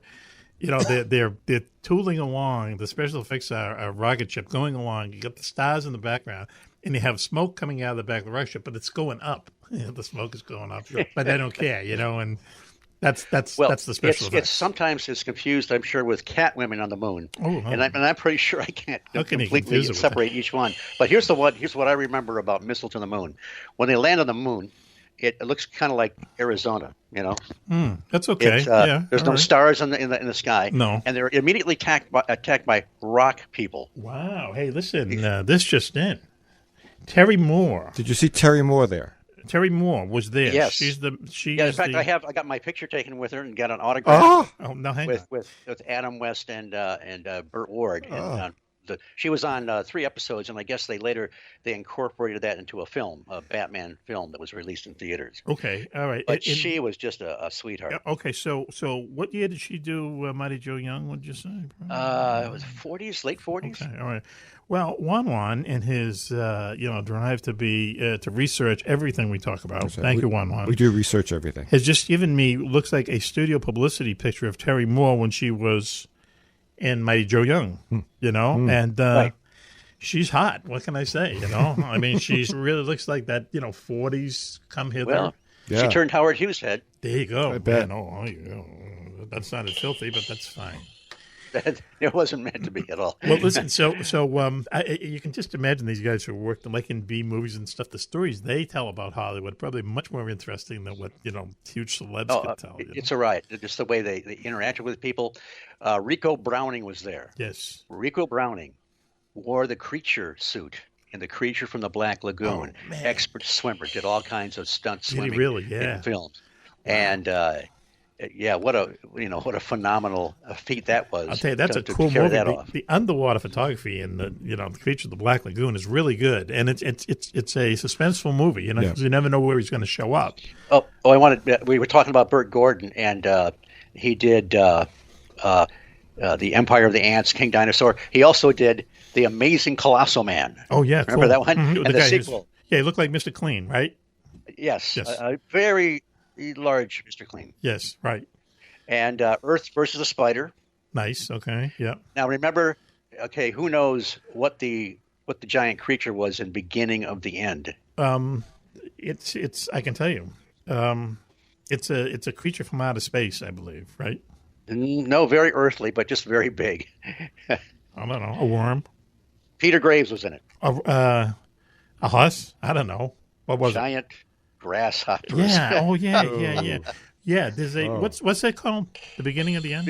Yes. And he told a story about how they had to train the grasshoppers because they had to make them move from left to right. Get that footage and incorporate it with the people. How do you train a grasshopper? And they had a hell of a time. They had to find the kind of food they wanted. They had to put them in like a little thing and lift the gate up. Oh, and anyway. Peter Graves was in another sci-fi movie in the 50s. It's a very weird movie. It's called Red Planet Mars. And it's about they contact someone on Mars on the radio, and it's God. Yes. It's God. Okay? If you want to watch something from the 50s and want to know a little bit of how the 50s were, watch this movie. It's never heard of it. Yeah, wow. Red Planet Mars. Yeah. Yeah, there are no special effects. They think they're getting transmissions from planet Mars. Yeah, and it's God. Yeah. So go ahead, continue. Okay, let's see. Chris, the son of the Blob, was there. Son of the Blob, love that. Chris Yearworth was the son of Irving Yearworth, who's the guy that produced and directed and wrote The Blob. And he's got all this great memorabilia. And he tells stories when he's a little kid. He's helping his dad set up the sets and everything. And Steve McQueen, who starred in that, and Anita Corset, she played Andy Griffith's love interest on, the Mayberry Show. Oh, really? What's her name? What's her name there? Miss Plum. Miss Plum?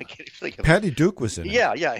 Helen Klump. Helen Klump, yeah, okay. Yeah. She had a nice set of eyeglasses.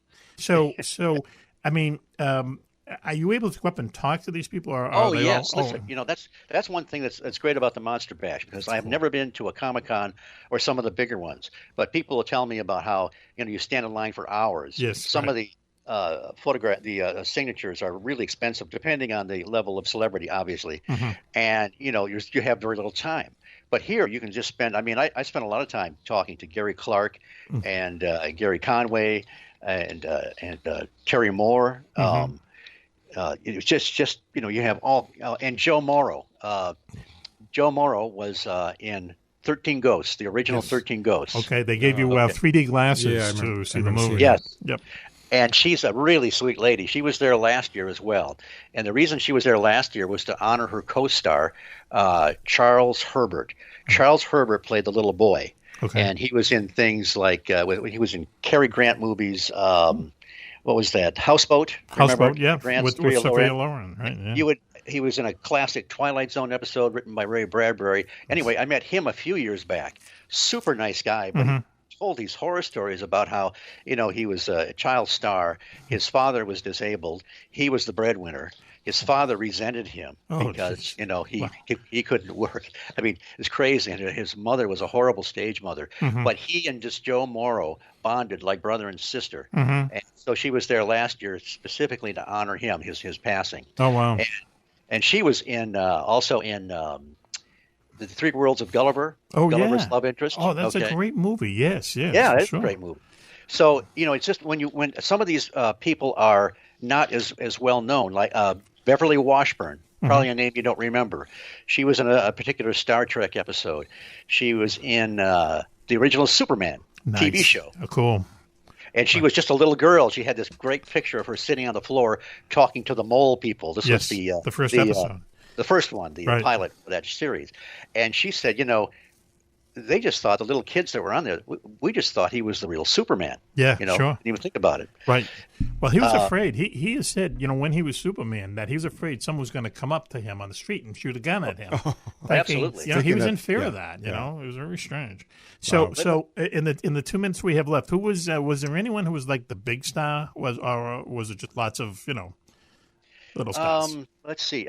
Well, you know what? The one that really clicked was the combination of Gary Clark and Gary Conway. Yes, right. Okay. Obviously Terry Moore, better known. To certain segments. I mean, certain generations. You say Terry Moore and say who? But yeah, they were definitely. I wanted to also mention a couple of years ago I met Felix Silla, a little person, played Cousin It. Oh wow! He was in a classic Bonanza episode, and when I saw him, I recognized it right away. Oh, it's the one where Hoss encounters what he thinks are a bunch of leprechauns, but of course they're a traveling circus or something like that. But as a kid, I loved that show, and here I get to meet Felix Silla and get my picture taken with him. Wow. Was there any kind of Irish drunk jokes in that episode by any chance? Well, it's a little hazy in my memory. Yeah, okay. All right. I'm guessing they were, but it was all for just laughs. I'll tell you, I love those things, and you're right about Comic-Con, because people have told me who have gone to Comic-Cons in New York and L.A. and everything. It's like Disneyland. You're waiting for hours to get in, and they become too big in a way. This is family friendly. Yep. The celebrities are accessible. This is their 20th anniversary. They just do a phenomenal job, and I recommend it to anybody that loves movies. That's pretty good. They love their craft. They're proud of it. Yeah. They love the fans. And they talk to people who know. I mean, I love those old shows. I love those movies. I'll watch them over and over. I just love them. I guess it reminds me of my youth or whatever. But even when I was watching them as a kid, I loved them. So I think I had nightmares on some of them. That makes them good. There'd be ghost movies that There's one, I forget. It's called The Screaming Skull. The first thing you see on the screen is if you die of fright during this, we'll pay for the coffin. That's marketing. Oh, yes. That was William Castle. Yeah, yes, he was a big promoter of those kind of things. He did the 13 Ghosts, too, William Castle. Yes, he did a lot of those scary movies, man. I just 13 Ghosts scared the heck out of me. Sad day. It was cool. And we'd go every Saturday. I saw it in a theater in Malden. 15 cents to get in, and they gave us those 3D glasses. 3D glasses, and you could see something on the screen. It was well done. So, Switchblade, thank you very much for that report. We really appreciate it. Now I want to go. I would love to go. Mars, Pennsylvania, Monster Bash. It's a fan-friendly place to talk to people who are in old movies, old sci-fi movies, old kind of monster TV shows. Mexican Monster Night late Friday. They serve tacos. They have so many nice touches. It's really a great place to go. That's cool. Maybe we'll go. Maybe we'll do the show from there. That'd be good. Oh, that would be great. You'd have a blast. That'd be fun. A lot of good people to interview too. Switchblade, thank you very much for joining us. Congratulations again for being named a speaker at the next Mothman Festival in September. Well, thank you. Okay, and we're behind you there, my friend. Okay, this vast PR machine we have. You'll get a crowd there no matter what. Cobra will be at your side the entire weekend, okay? So, excellent. You have nothing to fear. Switchblade, thanks for joining us. And, this is the end of the show, Juan-Juan. It is, sadly to say. Yep, okay. I'm already looking forward to the next one. This is a good show. Me too. Okay, so I'm going to thank I wish I knew all those movies like you did. Oh, yeah, I grew up on them. I'd have to seek them out. We lived near a theater, in Dorchester. So, for our parents to get rid of us, right. Here's 25 cents. Off we go. You got it. For 25 cents, you can get in and get candy and stuff like that. You could. I remember that distinctly. Those kind of movies, the Hercules type of movies, which are also big, and then either Elvis or Jerry Lewis. Yeah. Okay. And it was always funny. You'd see two movies. It would be had a lot of fun at the Movie Tone News.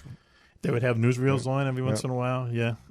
But really dating myself, but it was a lot of fun back then. I liked it, and we loved it. Switchblade, thank you for joining us. Thank you. My pleasure. Thank you also to John Dwyer. The name of the book is Shortgrass. John Dwyer, a novel about World War II. Thanks to Mary Joyce for joining us. Yes. Cashier, Skyships Over Cashiers. Great website. Rob Beckhusen, thanks for calling us and telling us about the big Greek boat. No, what is it? It was the big gun on big gun on a small boat. Yeah, big gun. Big gun on a small boat. Do you want to say a small Greek boat? Yes. Okay. Yeah. A big gun on a small Greek boat. Yeah. Okay, yeah, that's what he talked to us about. We lost Cobra somewhere along the way. I'm sure we'll find out where he went, all right? Maybe some secret mission, maybe not. And Pistol Pete. I know we were leaving out the most important one. Until the end, Pistol Pete, thanks for joining us and talking about this really cool car show that just happens to take place in the town where we broadcast from. Newport, Mass., middle of August sometime. It's great. August 17th, I believe. So thanks to Cobra, and thank you, Juan-Juan, for joining us tonight. Pleasure to be here. Thanks for everyone listening in, and we'll be back next week. And so until then, this is Mack Maloney for the gang saying be safe, be happy, and bye-bye. If you have a Lowe's Advantage card,